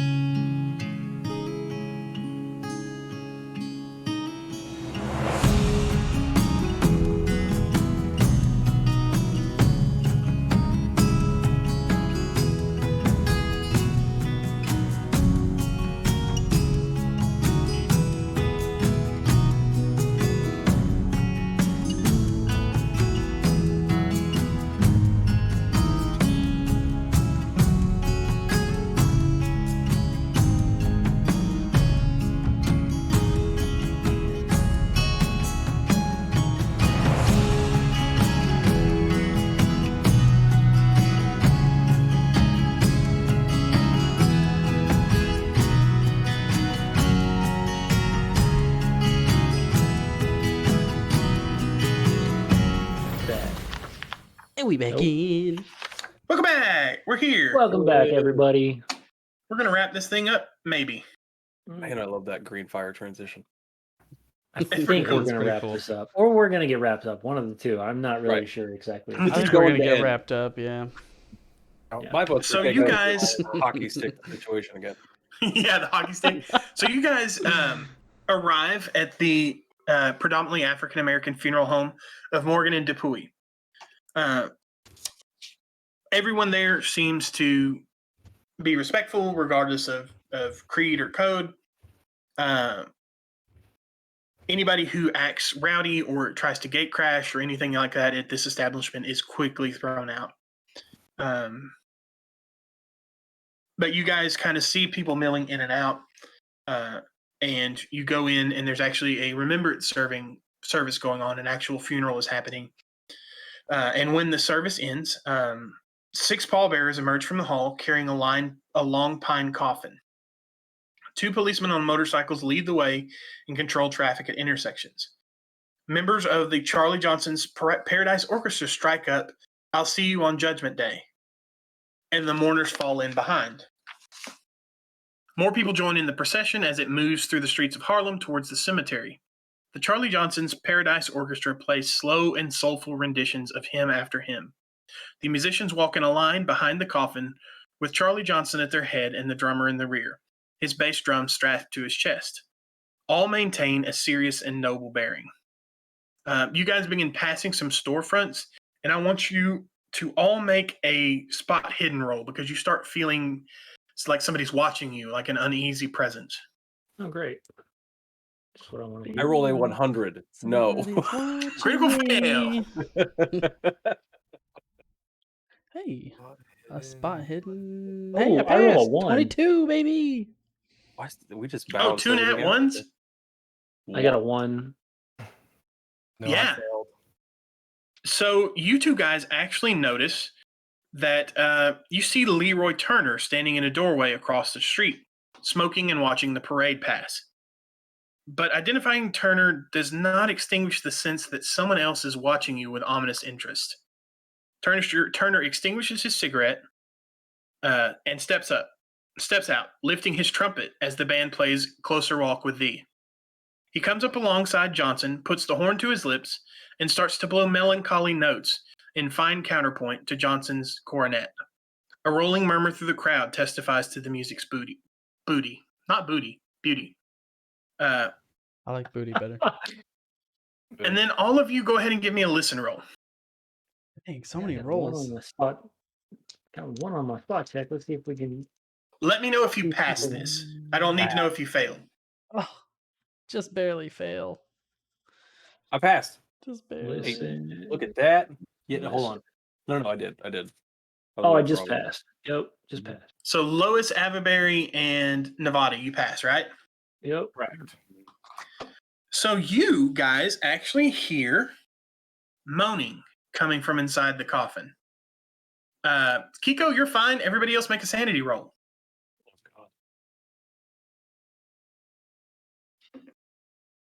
Pass. Oh, nope. I kind of feel like I know what's happening here. Nope. Everybody who failed, take 2 sanity. If you pass, take 0 sanity damage. Oh, sweet. The pallbearers lurch as the weight in the coffin shifts. Startled, they look at each other in confusion and alarm. The crowd gasps. The music dies. Then suddenly, the coffin lid smashes open. As the bearers drop their burden and pull back, the late Frederick Fayette emerges, gray, puffy, and bewildered. The horrific sight triggers shrieks, screams, and general cries of astonishment from onlookers. Everybody make another sanity roll now that you've seen this. So I just watched a man burst out of a coffin and Yeah, he's not the one bewildered. Like, Okay, that is a pass for me this time. we'll see. 15? My number is slowly getting lower and lower. That's the thing. As your character gets better, they get Oh, I crazier. passed. I passed. Okay, so if you pass, take 1 sanity damage. If you fail, take 4. Ooh, Oh, thank God I did not take 4. That was going crazy fast. Yeah. Um, I like. It's interesting. So then, as this is all happening and he bursts out of the casket, Lizzie Fayette steps in front of her dead husband and lifts her mourning veil. Her cheeks are wet with tears, and she whispers, "Freddie, is that you?" Fayette stops and looks at her in shock and begins to realize his situation. He throws back his head and outpours a terrible scream. He collapses at the feet of his wife, trembling arms wrapped around her legs. Then he stops moving. He's dead again and does not revive. Clamor sweeps the crowd, and anger begins to spark against the mortician, Mr. Dupuy, and his 2 assistants who have accompanied the procession. The words most often heard are "buried alive."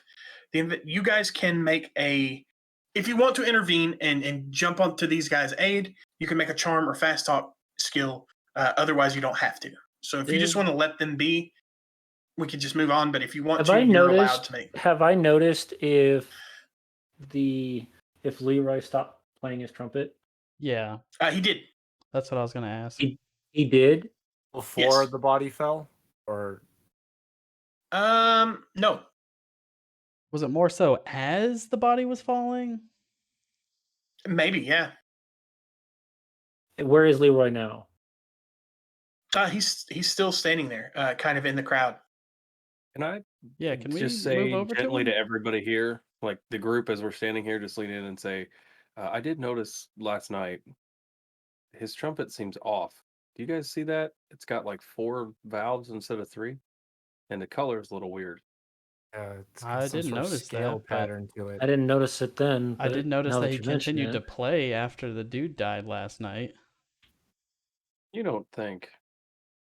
No. I mean, that's what that'd I'm make thinking. that'd make no sense. Lois, I want you to give me a spot hidden. Okay. Why would a trumpet bring something back from the dead? It makes no sense. I mean, maybe it has something to do with That's a the fail. tone that the Okay. trumpet plays. I don't know. There's got to be some explanation for it. We go talk to Leroy before this becomes too much of a problem on the open street. Okay, so you guys are going to try to head over to Leroy? Yeah. I'm asking. Yeah, I think yeah. it's a great idea. I would like to go off or speak to something. Leroy before So he you runs catch away up to again. him, and I'm assuming you're asking if he would talk to you. Yeah, Right. Leroy, I would greet him as a fan. Leroy, my Yeah. friend, saw you last night. How you doing? Just trying to Hi, get yeah, I'm attention. okay. What are you doing? I've got it. I'm getting out of here. This looks like it's going to get bad. That keeps So happening around you. Why do you think that is? What is going on? Why? I have no idea. It's so strange, but look, I've got to go. Is it? One more question, please, It's like- if you don't mind. Look, You're fine. I tell you what. Let's go to a bar, a speakeasy. I could use a drink, and if you pay for a drink, if you buy me a drink, I'll speak to you for a little bit. Yeah, but look at everybody else. Yes. Sure. Mhm. It's definitely a. Yes. Okay. Okay. So Leroy leads you down a couple of streets, through a couple of alleys, and knocks at the entrance to a door. A bouncer opens the slot. Leroy gives a password, closes the door. They let him in, and you guys are in a speakeasy, and he will kind of lead you to a quiet table in the back, and order a drink for himself. And when a waitress comes up, Is this table in the corner of the room, or are we like in the center of the room? the corner. I would like to seat myself to where Leroy has to get through me to leave. He doesn't like resist. okay, just I'm not like in any rude way, but when he sits down, I would like to take the seat that kind of blocks him into wherever we're sitting and makes it at least a little bit more difficult. Yeah, And he's fine with that. okay. As we're settled, I would just Leroy, is that a new instrument? I don't believe I've seen you use that one before. Oh yeah, I just got it. Not just a couple of weeks ago. Really? Where did you get it? I've never seen a trumpet like that before. I'm glad you asked. I'm going to read this. There is a verbatim quote in here. Yes. Nice. I don't know if I want a verbatim quote because normally that Right. means some sort of trance kicks off, and then I'm like, If I start dancing on camera, I don't need to. You know what I mean? Just shut it off. None other than Mr. Louis Horny. Armstrong gave me this new trumpet. A few days before, I was playing with a scratch band, and when I went outside for a smoke, Mr. Armstrong approached me in the alley. You're such a good player, Leroy, that I want you to have one of my horns. He gave me the trumpet on the spot. I couldn't believe it. Look, I wasn't going to say no to Louis Armstrong. Does everybody here know who Louis Armstrong is? Yeah, the cyclist, right? The what? Wow. The cyclist. Or is that What? Is that Lance Armstrong? Okay. Lance Armstrong. Oh, Okay. it's Lancelot Armstrong, sir. Louis Armstrong is also known as Satchmo and is considered the greatest trumpet player in history. He's been in movies. I'm getting my he's been Armstrongs in- mixed up. Fabulous. Yes. There's like 7 of them. Yeah, I mean, there are. It seems to be a common last name for. For Talent. famous people. Yeah. Yeah. In True. 1920, Louis Armstrong was like 19 years old as well, so that's quite a gift from another 19-year-old. You can make a psychology roll if you would like as well. Anybody who wants to see if he's telling the truth. Right. Right, he gave you a Lance whole Armstrong, bicycle. fastest trumpet rider in France. I love that was on camera. I rolled a 6. That's bad. No, that's good. That's good. Yeah, low. It's right. Pass. I have a 40 in that. He's telling the truth. Louis Armstrong gave you a trumpet with an extra valve and a bad paint job. Yeah. How? How on earth? Okay. Oh man, that's so impressive. Where were you? Did he? Yeah, did where- he where ask did you you go to before give a toot this? on his horn? Is that- I was is just that how- playing a job Which at a bicycle? speakeasy, and I went out for a smoke. He came up to me, said he liked my stuff, and gave me this horn.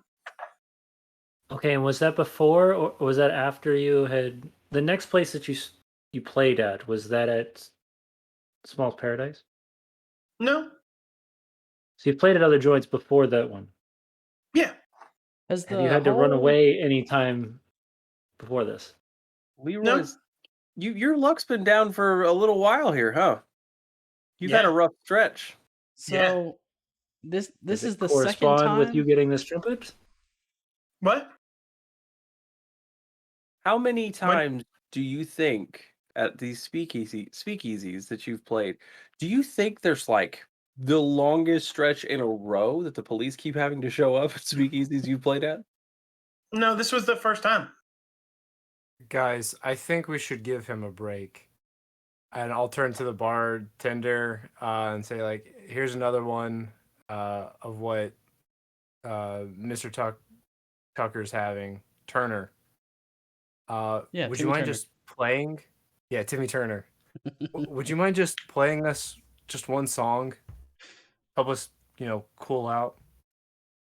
Yeah. He kind of looks at the owner, and the owner like nods to him, and he pulls his horn out and starts playing.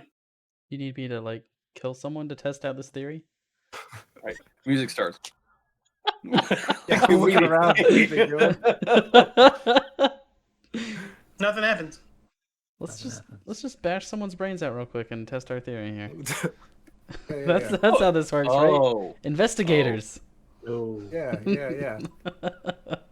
No. Gotta bring some ankles. be investigating. I mean, was After no he's one done else know thinking the what- same thing as That I? happens. I don't know what black and white films you're watching, but it's definitely not how this works. You guys So haven't he been finishes up- suspecting the same thing? He finishes up his song and comes back to the table and sits down. Thank I you mean, so like- much. So Beautiful song. splendid. Right, but I mean, Was like there anything every- roles off have you about the played? song? Nope. Okay. Did he ever hit the fourth note? Yeah, occasionally. Valve, yeah. Hmm. Have you the played fourth any valve. other funerals since you got that trumpet? I don't think so. I think you should start showing up to more funerals to play. Ah. Well, where am I on? I honestly, it was just such an incredible honor to meet Louis Armstrong that Oh, absolutely. If I'm afraid I would think less of you as a person for not accepting a trumpet from Louis Armstrong. he's kind of weird. Does Is he? How so? I mean, I mean, we don't see like pictures of anything, but man, his eyes, uh, they just like looked like almost pools of darkness. It was really strange. oh, that's That's normal. interesting.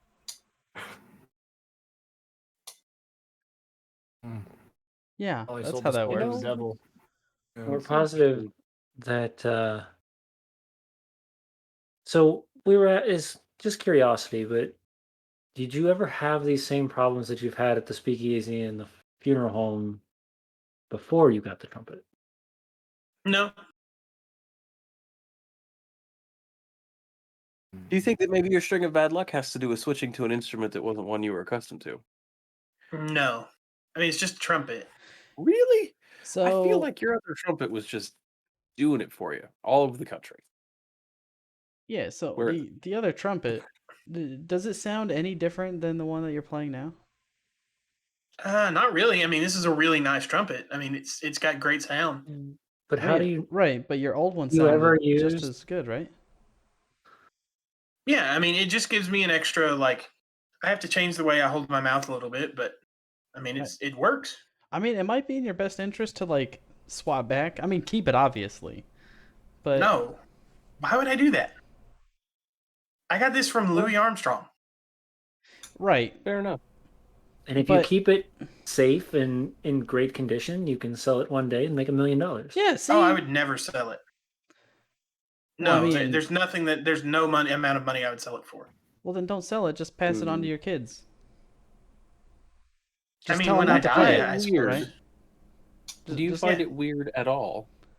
or what you could do is you could give it to your kids and tell them to play it at your funeral, and they can have fun too. Yeah, I guess. You know what? I think we should stop bombarding with Mr. Turner with all these questions and just enjoy the night. This is such You a wanna look at it? talented musician. What was Yes, it? please, thank you. Can I, Dude yanks I'll it. make sure mind if I I finger buy your him horn another real drink quick? as well. Yeah, here you go. He hands it over to you. I've never played a trumpet before in my life, so I'm just gonna just give it an old two, just just try Yeah, something. the worst one note. So yeah, you who's got the trumpet? Pico, Yeah, little me. Asian girl. Yeah. So he hands it to you, and sure enough, its silver finish is crackled, like snake or alligator hide. You do notice when you look inside of the bell, there is a ring of strange symbols etched into it. Oh, I Yeah. would like to Brother, no. transcribe those. Uh, I do have pencils and a fountain pen with a bottle of ink on me. On oh, hand. okay. You're I just have gonna a copy them. Yeah, notepad. you copy Yeah. them. In the handle of your hockey stick. And I Yeah. just pulls No, out the I have a penknife, notepad. Like pulls lifts out up the a hockey penknife stick, and lifts off carves the it top. into the. I have a notepad. Dude, there you go, man. You could just pull out the penknife, carve the symbols into the hockey stick. Now you've got a What kind dead. of Grocery list science out of the student hole. doesn't carry a fountain pen and a notepad with them everywhere they go? Come on. When you set it down and finish transcribing the runes, he takes it back. I think that actually helps us a lot with what we're trying to figure out with all these weird occurrences of dead people coming back to life. Would I I mean, be I able to think it's read just those being a language professor? nope. Nope, still Um, see. Oh, Can I Does anything roll look and see similar if- to what we saw They before? match anything on the golden coffin sarcophagus. Okay. Mm-mm. Nope. Can I Mm. roll Cthulhu Mythos? Wouldn't matter. You could, Okay. but you can't succeed this one. Okay. Denied. Yeah. Right. What is that? Did Ooh, you? says Well, I guess no. we don't know it's on the inside of the bell. Yeah. I mean, she's set the thing down and is starting to copy the runes down. yeah, Yeah. you guys would notice that. So, like, do you know what I it mean, we says could go to inside the- here? Did he inscribe we a could go to the message for you? university. I just assumed it was like Chinese or something. Like maybe the horn was made in China. That would explain why it had like a weird number of Yeah, this definitely doesn't look like Chinese, and Chinese is like a little similar to Japanese and not even close. They're not really close. These symbols are definitely not Chinese or Japanese. Yeah, that's what I'm saying. Like, She's Yeah. that unknown. You know. She's that unknown Asian girl. You can't tell which version, where she's from. Like, Yeah. I mean, I don't know Chinese, but I know that the letters and stuff are like nowhere near the same. a little bit. Lois, know? you speak Italian, but it's also not Italian. And we have no recollection of what this is from our Nothing. combined working at Knowledge Land. Okay. Nothing. Which is really weird because Averberry is a languages professor. Yeah. And I can't even understand, like, this could be like anything that would give off. Well, You guys don't have that No. ability, unfortunately. Got it. Leroy, There's my no friend, detect what are your magic. plans for the next few days? Do you have any more gigs lined up? Maybe for the next 5 not nights. as of yet, but I'm sure that something will come up. Do we have Sure. like money? Do our characters have an adequate amount of money? Yeah, you got like We're let's say professors, $100. not. According to my character sheet, I have nothing. Leroy, how much did you make for last night's gig? $10. That sounds like a lot of money. Really? You made $10 to play last night? Yeah. Who approached you for the job? I make $10 in a month just to go be a professor. Well, yeah, but I'm real good at the trumpet, and I'm a doctor. What do you? I've got a unique instrument. Nobody else in the world plays this. Were you hired by the owner of the speakeasy last night? I mean, when I got back into town, I asked if he had any positions available. If I Okay, could so play a couple nights. There's no reason to think that he may have been trying to get you over there for a specific reason, and maybe a man being killed and just playing your music, causing chaos. I mean, what would that have to do with the guy that was getting killed? Nothing. She's a little. I'm trying to find connections. You're fine. Calm down. I know there's nothing wrong. I know that he's not Leroy, doing anything wrong. He doesn't even know what the trumpet does. I figured this out already. Leroy, I would like to ask you a question that might make you a little bit uncomfortable, but I assure you, it's as fans of your work, I promise you, we don't mean anything by it. I feel like I am just obligated to ask. Okay. How do you know Joey, last name I forget, lawyer at bar? Joey Fatone. Sure. Oh, you're talking about Mancuso? Mancuso. That was so not what I had typed. Are you talking Peter Joey Mancuso was or the killer. Joey Harson? Joey Harson. There's Joey Larson. Joey Larson. Joey Larson was the gunman. Yeah, he was the one that shot. Okay. So Mr. Mancuso, the lawyer, not Joey, but Mr. the lawyer that Peter. we found out he was a lawyer. Peter Peter Sweaty Face at the table. That's correct. Yeah. Peter guts everywhere. I don't know who that is. Okay. You've never been approached by Peter before. No, I don't know him. You can make a psychology roll if you would like. Love to. Totally wild question. Do you know where we could get a hold of this Louis Armstrong? I mean, he's playing at hotels, Louis I would imagine. He can be found wherever trumpets are needed. Right, but like, does he have a spot where he works every night? Like, is it? I mean, everywhere. He works at the Waldorf. He works at, any of the big hotels. He does not have. I would like to know where he is so that we can talk to him. You know. I don't know. I've met him once. I know it's fair. Well, I'm not. In all honesty, you can probably just look in the local newspaper and it'll tell you exactly where he is. Precisely at what time. Well, then why don't we get a piece of It'll say, newspaper please or bring something? this much money in order to get Correct. in.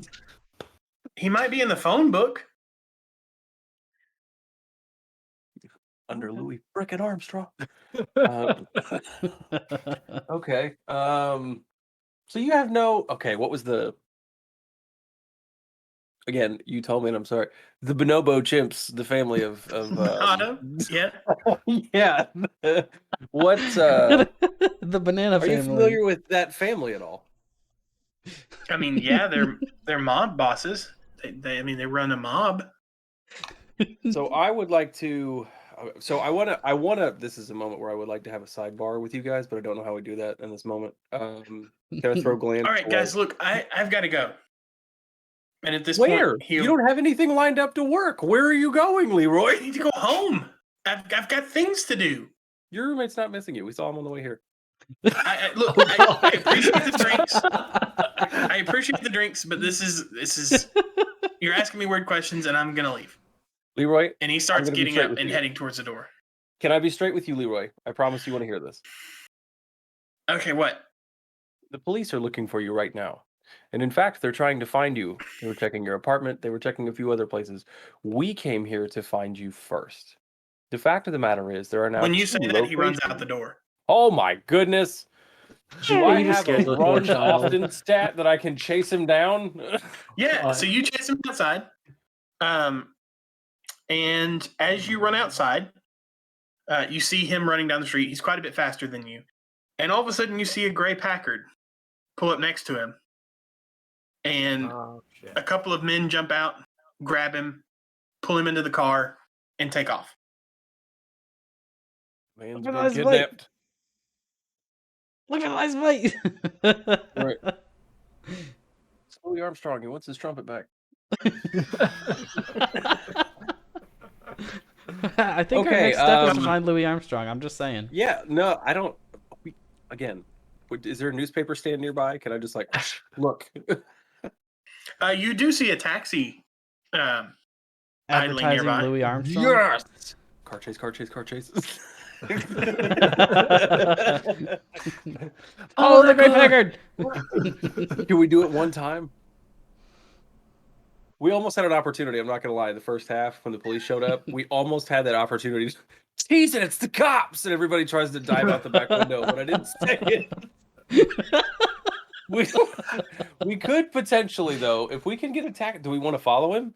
This is a decision we have to make, like right now. Do we follow him? He was just kidnapped. I don't know. Were you the only one that ran out? Because the rest of us are Time still is in the bar. ticking, and the Packard is starting to move forward.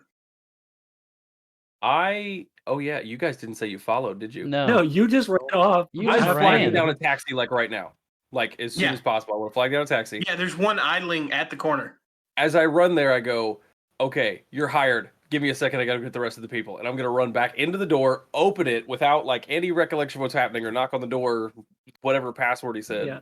shaka, and like go inside and yell at them, like, "Hey, our friend was just escorted impolitely out of the. We gotta go. Very urgent. We gotta go.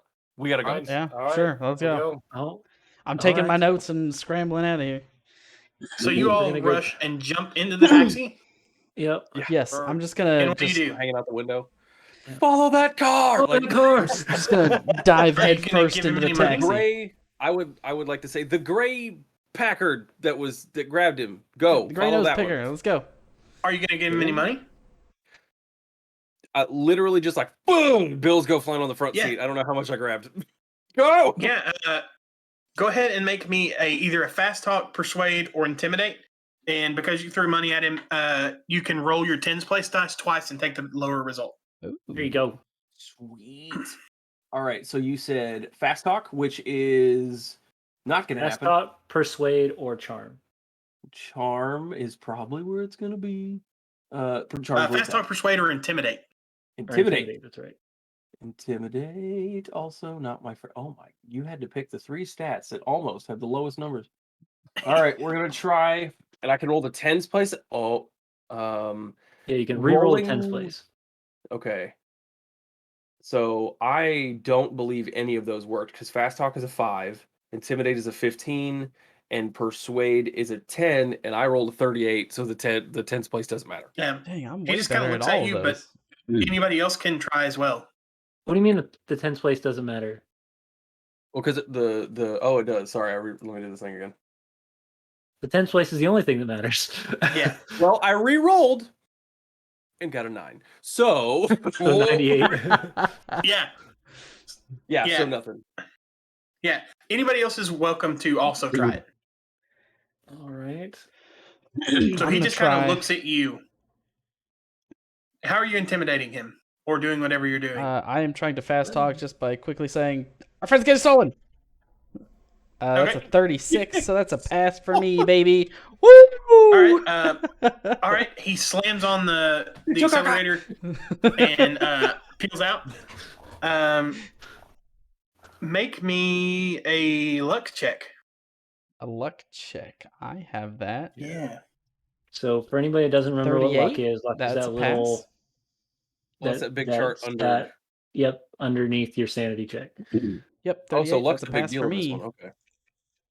Yep. We don't And your use luck a luck. lot, but apparently it works. Yeah.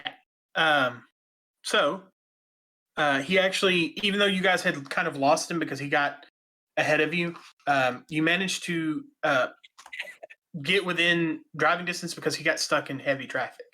Hey, Um, it's New York, baby. Yeah. So the taxi keeps following the Packard, and it pulls up Top and down. parks Top outside down. of a large garage close to 135th Street. It's a lonely spot among weed-filled lots and tumble-down buildings. The people in the Packard quickly jump out and head inside. With him? Yep.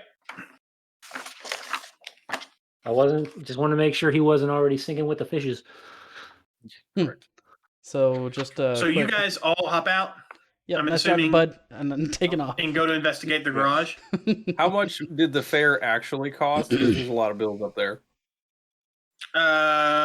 He's gonna take like $5. Okay. All right. Yeah. So we're out on the So- sidewalk now, just like watching. Yeah, we're for gonna. now. Off to the Bonanno's side. Yeah. Bonanno's thugs use the garage to unload shipments of liquor from out of town. 2 heavy trucks wait inside to be unloaded, and they might offer you some good cover if you are so inclined. The gang backs up into an alley. The blinds are drawn, but their paper is old and ragged, so investigators, you guys in the alley, can see and hear what's going on inside. If you want to just hang out there and check it out. But also, it appears that the front door is also unguarded. How far are we away from the car on the street? The car that How far are you everybody away got from the out street? of, or Yeah, It's the about car that they got out of. 15 Yeah, it's about probably 50 feet off of the street. okay. Okay. I was just curious because depending on the situation, it might be I don't know. I mean, if we can Probably. hear him through the wall, we might as well listen. I'm hearing Indiana Yeah. Jones music in my head, and I have to calm down. I mean, if we really got to get in there, Feeling we like can bust a I'm door feeling down like or something. I'm Godfather sure. vibes right now. Right. I'm wondering if old hockey stick should go whack the tire of that car so they can't get away. But I don't know. Got a penknife. She's so- got a Yeah, I've got a she's knife. penknife. Got a Yeah. I penknife, can right? slash We the could pop the tire. tire, but like the way he So- described it, I'm picturing like giant open bay doors in front of where they parked this car. Right. Yeah. So you guys are listening at the window and looking in, and you can see Turner brought in through the garage into the office and tied to a chair. His hands and arms, however, are left free. Joey Larson hands him his trumpet and stands to one side. 2 other gangsters stand around, deferring to the 5th and last man in the building, who is what you guys have seen this man in the newspaper before, and recognized him as Archie the Boss Bonato. He's a big man in rolled up shirt sleeves, puffing on a gigantic Havana cigar. Boss Bonato asks Larson if this is the boy. Larson replies with a yes. Bonato then asks Larson to repeat what he saw, with Larson describing the funeral and how dead Freddie Fayette got up and walked. Larson adds that Lorette, his African-American girlfriend, says that the power is voodoo and that the gang can use it. Bonato hums and puffs for a while and asks if Larson is sure. Larson replies that he is absolutely certain, and the following conversation is heard verbatim. So this is exactly what you guys hear. No screw-ups, Joey. Just like you did with Minusco. No way, boss. That was a dumb piece of work, Joey. Keeping Small's Paradise closed is costing me dough. All you had to do was warn the guy, Joey. Now I gotta get a new accountant. Boss Bonato hums a bit more, and a flicker of expression passes between him and the gunmen on either side of Joey Larson. Okay, Joey. I'll bite on what you say. Bonato looks at Joey's hands. I want you to shoot yourself. The room is silent. Joey Larson twitches, but doesn't move. Look, Joey, if this here Hornman can bring you back to life, like you say, what's the problem? Shoot yourself. When Larson still doesn't act, Boss Bonato tells little Jimmy to do it. In dire peril, Larson tries to pull out his long-barreled .45, but Bonato easily shoots first, then puts a second through Joey's heart to be sure. Little Jimmy bends over the dripping corpse. He's dead, boss. Always little Jimmy. Oh, little little Jimmy. At least we heard Bonato it and shakes didn't his head. see it. Yeah. Was he trying to draw like a Dirty Harry style? Like he's like, and like got caught in the middle? Bonato shakes his head. Joey, I always told you that gun was too big for a fast draw. He turns to Leroy Turner. Okay, Jazzman, blow. Turner swallows hard and then starts playing High Society. Seconds pass. Larson's body twitches and then slowly begins to rise. Everybody swears, including Turner, but Bonato tells him to keep playing. Larson lurches towards Bonato, spitting blood. Little Jimmy opens up with his Tommy gun, emptying 20 rounds into Larson's corpse. Turner, driven insane by the power of the trumpet, with its result, giggles and plays Tiger Rag while the walking corpse dances and jerks. The heavy slugs cut up Larson and rip him apart. Bullets whine around the room, and the air is thick with the smell of blood and cordite. The Tommy gun is empty. Larson is all over the floor and the walls. Silently, the boys cross themselves and pour drinks, while Bonato curses in disbelief. Everybody make me a sanity roll. Yeah. Okay. We just watched the murder. Nope. Ooh, just barely. Nope. If you pass, take 1. If you fail, take 4. Yikes. Slowly but surely, guys, we're going crazy. Right. That hurts the happy center of my brain. I'm almost under half. We're going to be in some trouble here, people. I'm at almost at 41. We're edging real close to Indiana Jones, except the Joker. Yeah. So if you guys don't do anything to intervene, I don't know if you guys are planning to intervene or not. But I got a guy with a Tommy. Drinks. I've got 2 guys with Tommy guns. I've got a dead corpse on the ground. We've and got the boss man scared- who's got a bulbous, drooping nose. Yeah, I'm good. Mr. Bonobo himself. I didn't really lose any sanity points on this. Can I have just like retroactively gone and inspect? I'm assuming the car is out on the road and empty. Or Yeah. did they pull that in? Yeah, it's out on the road. Can I go just take a quick look through, see if I can find any information? Sure. Give me a spot hidden. Okay, I suck at those. I thought they pulled into a that's a fail. garage. They stopped on the road. They and pulled got it in out front, and but then they in. pulled him out. As a fail, no, okay. you don't find anything useful. Last thing I want to do, I want to get underneath the car and I want to use my switchblade and cut the brake line. There you go. Absolutely. With the brakes, Yeah. not even the slash of the Yes. tires. Yeah. Yes. Yeah. You do. You cut the brakes on it. Do you Uh, tell anybody this, or did you just wander I just off went and and the did rest of this. us were You just in went on the side. distraught? Look, man, I've lived on the streets. I know how to take care of business, all right? They're not going to be a problem. Old Lois over here.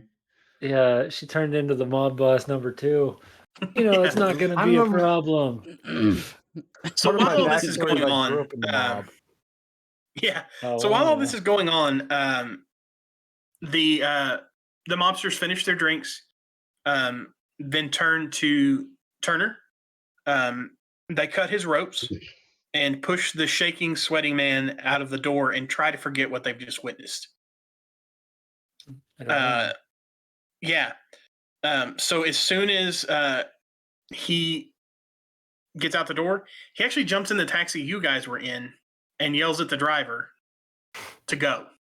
That He bitch. really does? Now, when he gets through the door, does he go through the door we're standing outside of? No, they actually push him through a side door. Oh, okay. Well, I thought we were in the back door anyways. That Did he we're on have the a back trumpet side. with him, or did they keep the trumpet at all, or like? Yep, they gave that shit to him. They want no part of this. I told And him they to didn't use want his no old part of trumpet. this. He didn't listen. Kind of- What What now? kind of voodoo? What kind of voodoo magic are we messing with? We need to here go So talk you to today? Louis actually see that he Armstrong. dropped something. You actually see that he dropped something as he is fleeing. Oh, Can we Because he was safely get it disheveled. without being in like open view of? Yeah. Okay. You pick it up, and he actually dropped his whole ass coat. Is just on the ground. I'm not gonna lie, I And- didn't realize that was a. I thought there was an item that was an Called the ass ass coat coat. that I was getting ready to Google, just so No. we're clear. But no, and you search the pockets, and you actually find a picture of an attractive mid-20s black lady. I would like that's some the chick older. that we called. Yeah. And it has a name on it, and on the back it says the date of death and the address of a cemetery. Oh, that's his wife. He lost his wife. He lost his wife. We need to find the second, car chase part 2. Where's the taxi? Taxi, Flag another follow that taxi down. taxi. No. Follow that taxi. So you guys, you guys call a taxi, and by the time you call a taxi, he's gone. Yeah. Sure. Um, I think we know where he's going, though. Mm-hmm. We have two things we need to He figure doesn't have the out. trumpet We also anymore, need to though. head. he does No, he have has the the trumpet. trumpet. They forced him to take it. They don't want But it. we Oh, have okay. we have the runes, which means if we had to, we could go to the university and figure out what's going on. Or we could talk to Louis It won't help Armstrong us. because they're the Yeah. one with the black eyes and. I'm trying to tell you what's right now, going on. buddy. You're not going to talk to Louis Armstrong, Miss. It's Right not now. possible. Get out of your chair and go find Brad Pitt. Hey, Decimus, I'm going to step in here for you. I have the script of what happens if you call Louis Armstrong. We can call him? What? I told you there is nothing you can do to derail this campaign. You Yeah, said it's he's in gonna the be- in the phone book, and I went, well, of course he's in the phone book. He's in the We're phone a book. hotel.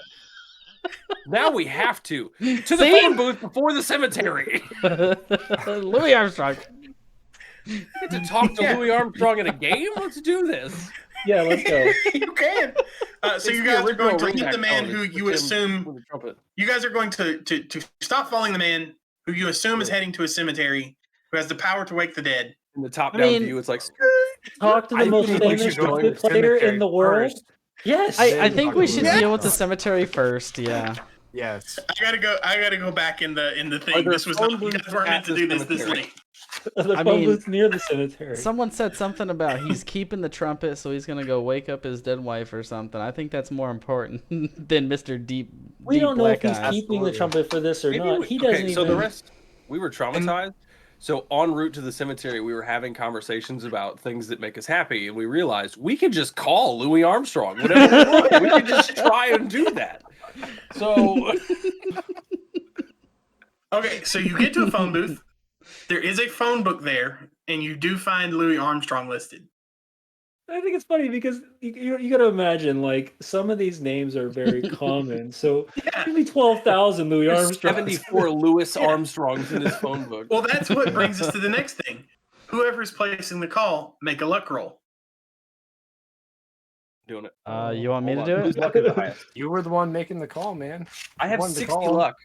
Oh, yeah, that's have more than 60 me. luck, Go too. for it. Okay. Mine's only 50. Be kind. 50. 50 on the dot. I have 60 luck. Woo! Does that count? Yeah, okay. Yeah, the phone You called the rings, right and you one. hear, "Hello." Yes. Yes. Versus Louis Armstrong. The Louis Armstrong. Yes, it's me, Louis Armstrong. First of all, oh my god. Second of all, I got Louis Armstrong. I got Louis Armstrong. What? He's on the phone. What are you gonna ask him? Why did I Do you really have call? eyes? Do you really have eyes that I can stare into that can see the voids of the abyss? Sir, Yeah, are the you black eyes, familiar runes with, on a trumpet. Leroy, the young Leroy Turner. Jenkins. We found Leroy it. We found your trumpet. Brown? Leroy Turner? I know him.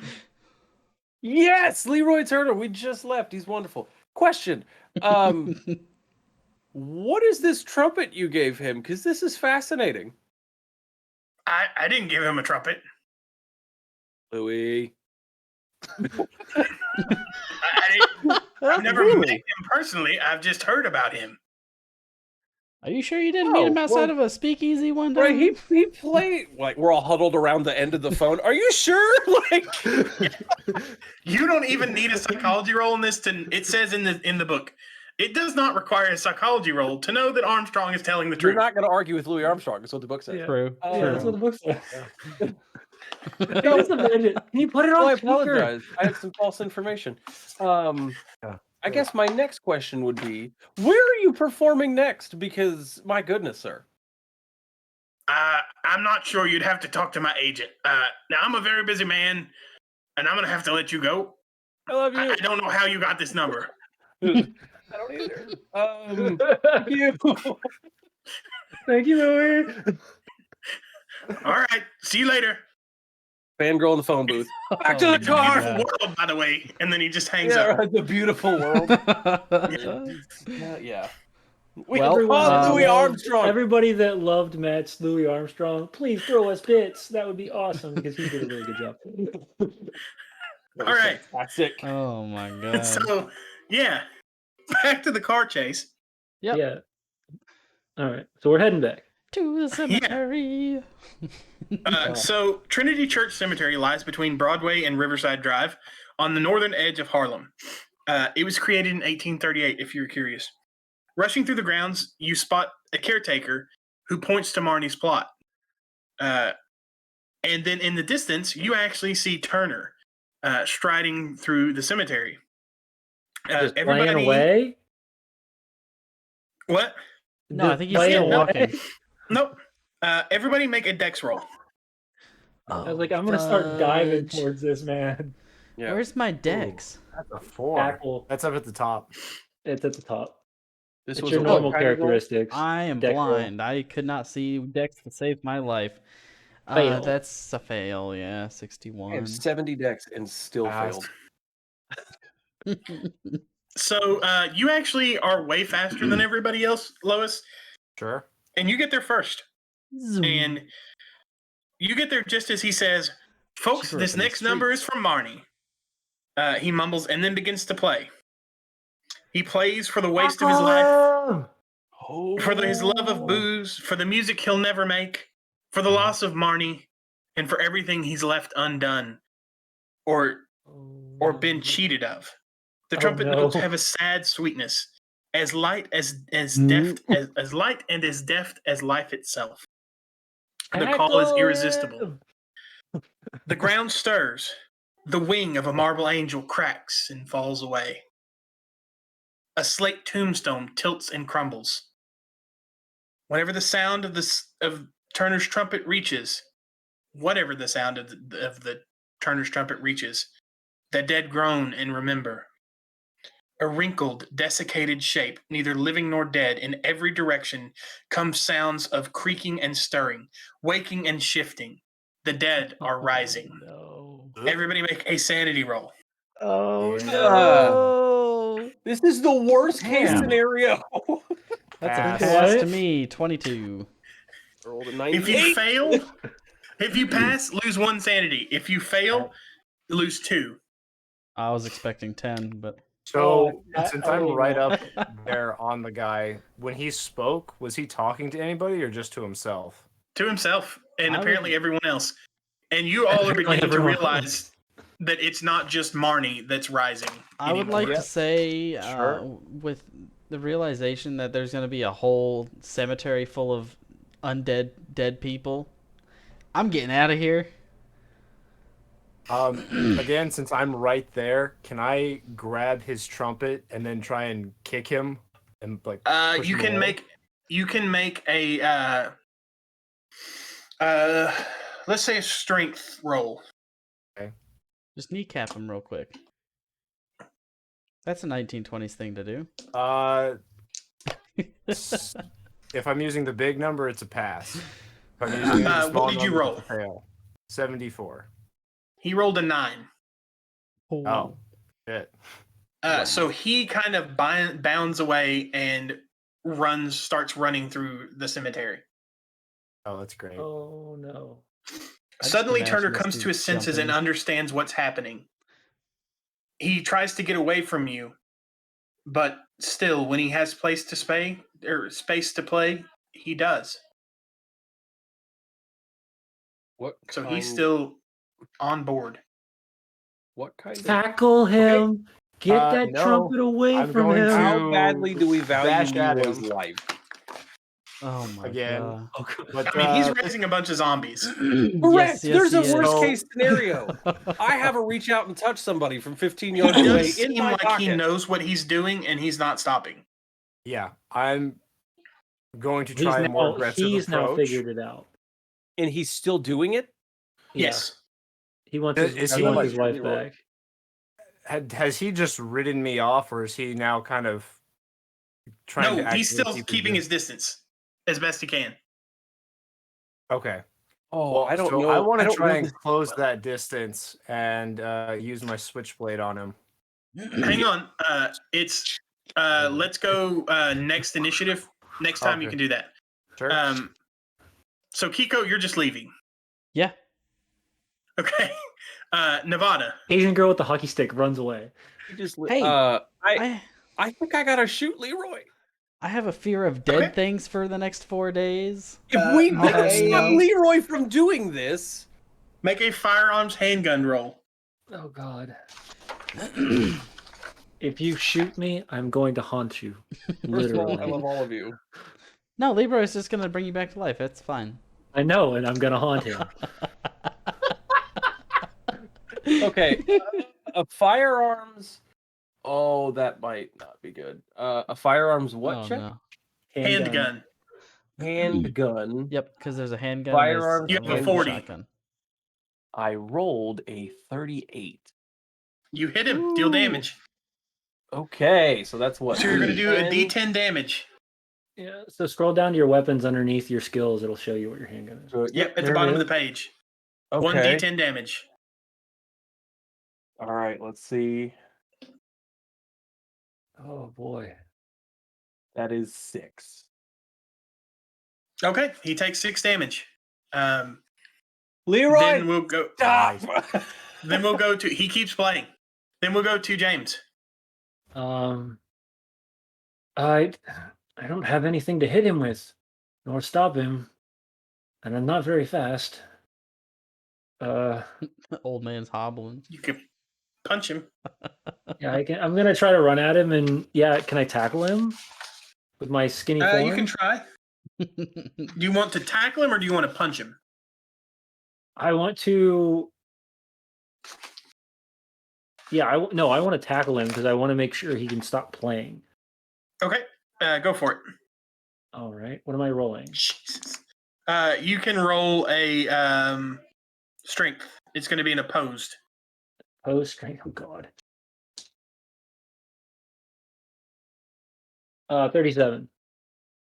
He beats you, unfortunately. He rolled a 20. Yeah. And he has a 90 dex. So he's going to be hard to catch. Yeah, no. I had a 50 Because that was strength, actually an extreme success for him. So let's go to back to the top of the order. Lois. You just Okay. watch this very skinny prime man just kind of run up and just and then slam on the ground like dirt covered now on his wonderful pinstripe jacket. You said you're going to try to stab him? Yeah. Okay, go for it. My goodness, it just got hostile. What sort of role is that? I is it think there strength is or- a. Is there not a blade? Okay, so on your switchblade knife, there's a regular attack. So Oh, it says 60. So you're going to roll under a 60 is your goal. Okay. Got it. Now I see it. Ooh, 28. Dang. That's under 60. That's a succeed. You're going to do 1d4 plus. Actually, you're going to do 2d4 plus 1 damage. Damn. 2d4 plus 1 damage. He ain't playing. Oh. So that's 7 total. All right. So we had. What did we have from you last time? Was it 6. 7? I had 6. 6. He's still up. Jesus. But he looks Taking a bullet in the really, night. really bad. As a matter of fact, he almost goes down. But he He manages dropped to. the trumpet. He does not. Because I rolled his con save that you take when you get to half, and he rolled a 1. Dang, bro. Leroy's he's the goat, man. Leroy is. He is the goat. Yeah. He is So that brings us back to Nevada. Oh my gosh. And you are Okay. actually, since he is so hurt, he has a leg injury, you're going to get a bonus die. So you're going to get to re-roll your 10s twice if you shoot him. Don't pistol He's him in the got back of the like head. no right. Can I want to punch Leroy in his trumpet lips right now. Like I don't want to kill him. I need him to stop doing what he's doing. Okay, so you punch him. Yes. Okay. that's gonna be Make damage. an attack roll. I don't like it. So you'd have to roll under a 50. No, No. I did not. I did not. Okay. I rolled a James. 71. Reroll the James. 10s. Oh, James. Oh yeah, you can re-roll the 10s. Was that only for firearm or was that for the unarmed as well? Unarmed as well. Okay. That's a 2, so 21. That hits. Yeah, you hit him. 1d3 damage. 1d. I don't own that one. Good thing I'm using online anyway. It's a d6 divided by The 2. D6. Yeah, come on, okay, I was man. gonna say. I rolled a 3, so rounded down. All would be right. And with that, you see the light fade from his eyes. He staggers back with the horn still to his lips, Leroy. shuts his eyes, and as he dies, his death knell, his final breath, pushes through the horn Oh shit. and brings him back to life.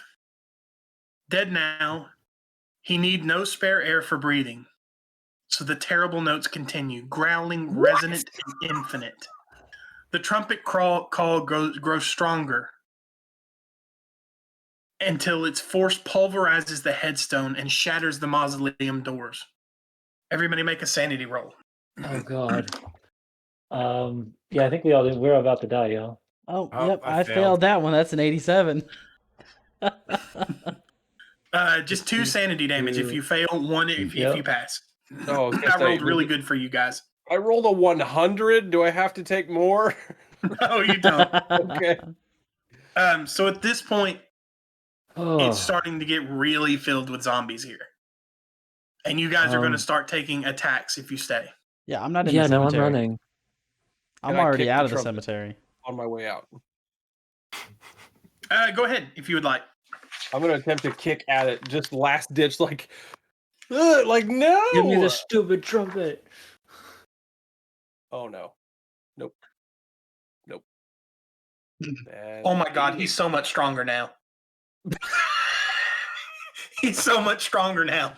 What? He has He's got the 105 constitution, Jeez. Oh man. which means he cannot fail a con save. What the heck? His strength has I gone missed up the to kick 90. anyway.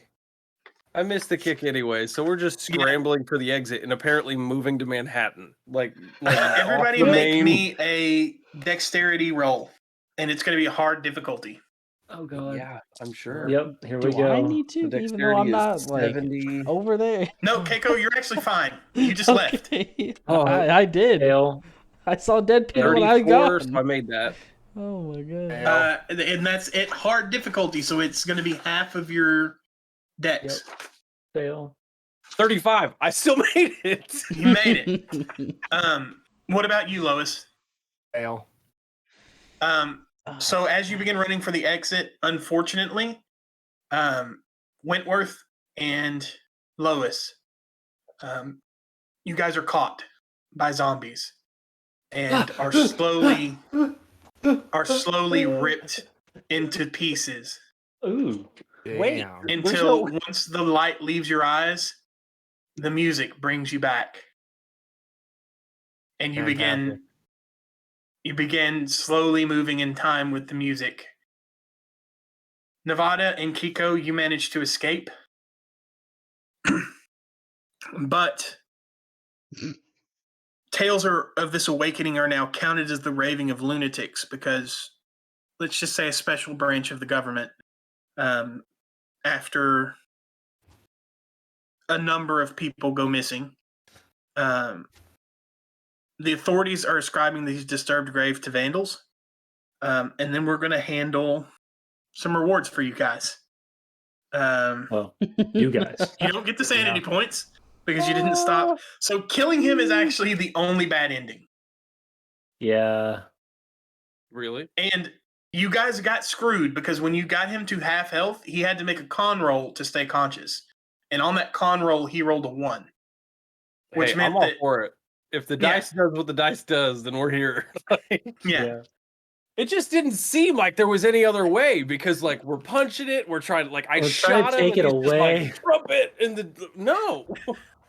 He is a very Dexy boy. He's dodging. But He's Matrix bullet dodging. He was in marching band for sure. yeah. But anybody who's still alive, you lose 2 sanity points. Oh, yippee. That's your reward, I buddy. like those rewards. Yeah. Are you guys going to go to the police with information about Bonato? Yeah, I'm gonna go talk to Detective Fancy Pants. What was his name? The dude that said he could get us in a whole bunch of trouble. Roger. Yeah, I don't Roger know. Rabbit. I'm dancing the. I'm dancing So the you two thriller get right now. $500 apiece as a bounty for Ooh. Bonato's capture. But in the end, only little Jimmy is convicted of manslaughter in possession of concealed weapons, and he gets out 11 months later. And we have to move anyway. In the Yeah, we aftermath, still gotta Small's move. Paradise. Yeah. In the aftermath, Small's Paradise reopens in 10 days, newly carpeted, painted, and ready for business. So a few weeks later, Charlie Johnson actually sends Nevada and Kiko a copy of the latest record recorded by Charlie Johnson's Paradise, made days before Mancuso's murder. One side, Dead Man's Stomp, features a solo by Leroy Turner on trumpet. Also, now in inquiring afterwards, you actually find out that, as far as anyone knows, his trumpet was never recovered and is still missing. But he's still holding it wherever he's at. He never dropped it. But that is actually going to be how this adventure wraps up. Oh my god. What? So madness has fully taken its turn this week. Oh, Guys, yeah. I But hope the you only reason enjoyed. I will say the only reason that I was okay with you guys getting killed and didn't try to help you more is if we do Call of Cthulhu in the future, you guys have had a little bit of experience. We're going to build custom characters, Ooh, yeah. so that you guys can tailor yourselves to whatever you want to be good at. Or I Because could there's just a lot of go really live interesting again. options. You don't get a class, you get a profession. So like your class was science student or archaeology professor or whatever you were. So when we come back from this, we'll be back with Kiko and Nevada are more than welcome to keep your characters if you want, but it might be advisable to just start over with some new custom characters. Yeah. So that was What do you guys awesome, think? dude. That was crazy. Yeah. That was good. So would this Definitely have looking ended forward better if to- we just didn't follow him? Nope. No, because he was still just going to do that. If you didn't stop him, he would have just kept playing. Literally, Yeah, but he wouldn't have ways in the died. books, the ways in the books to stop him are to knock him unconscious We or tried. get the horn away from him. So Which we we really tried. did just get diced out of that one because Well, he was Yeah. close. Yeah. Literally, tried to, literally, but that I- came down yeah. to one Constitution roll. Right. Because of that, I realized quickly that anything we did to him to try and like knock him unconscious or anything else or stop him was going to do damage, and he Yep. was at the line. So He was we gonna die. were So that it's- roll really caught us out. When So you it's not hit like him, he D&D had where 3 you hit can- points left, Oh man. and you did 3 hit points damage to him. So it's not like D&D where you can use You can like call- non-lethal damage. No, Oh dang! I didn't even think about that, sadly. Yeah. Yeah, because I Should, was like, gonna say you could headlock just him. like use non-lethal damage. You know, just punch the dude's lights out real quick. Well, make it him sounds go like to no matter sleep. what we did. and the thing What's is gonna he's been gunshot and stabbed with a knife, so he's already teetering on the edge. Yeah. There comes a point where when you punch him out, it's just It's all his body out can take. cold. It's no Right. longer. I thought for sure, because as I shot, I thought I don't know how much health people have. Like I have 9 Yeah. according He to had my hit 16. point chart. Okay, I was gonna say I have 9, and like I'm one of the Potentially, more like- physical of the group, so I don't know. I didn't know what was at. I was like, am I just gonna shoot this guy in the middle of nowhere? But then I didn't. I was like, oh yeah, shot him in the leg. Nobody can keep playing through that. Yeah. Yeah. And when he came back, he had That's what 18 you hit thought. points and 90 strength and 105 con. Yeah. You would have just had to start unloading on that, bro. Just Yeah. All right. Yeah. How many bullets do I have? Because Use you them all. could actually have killed him as a zombie. You could have stayed and fight, but you would have had to start engaging zombies it and would have still been have messy. killed him. So running was probably your best chance of actually surviving. Yeah. Yep. But yeah, Kiko just was like, I'm not interested in this adventure anymore. I thanks." had the 4-day fear of dead things. What do you want? You did, and you absolutely played that. Yeah.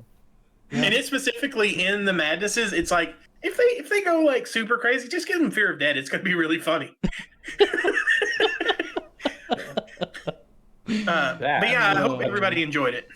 Yeah. So as we tear down this idea of the madness that we've dealt with over the last 2 weeks, I hope you all enjoyed our introduction to Call of Cthulhu. Really hope that Matt comes up with a customized story that's going to have a bunch of investigators. Maybe we can play, I don't know, the kids camp or something crazy that we can play around with, and or we can all be investigators for some area. But this was a lot of fun, Matt. I'm glad that you were able to take on the role that I normally play, and you did a wonderful job. Thank you again, Austin, for coming back or for coming tonight and hanging out with us. Absolutely. Thanks for having me, guys. This was a blast.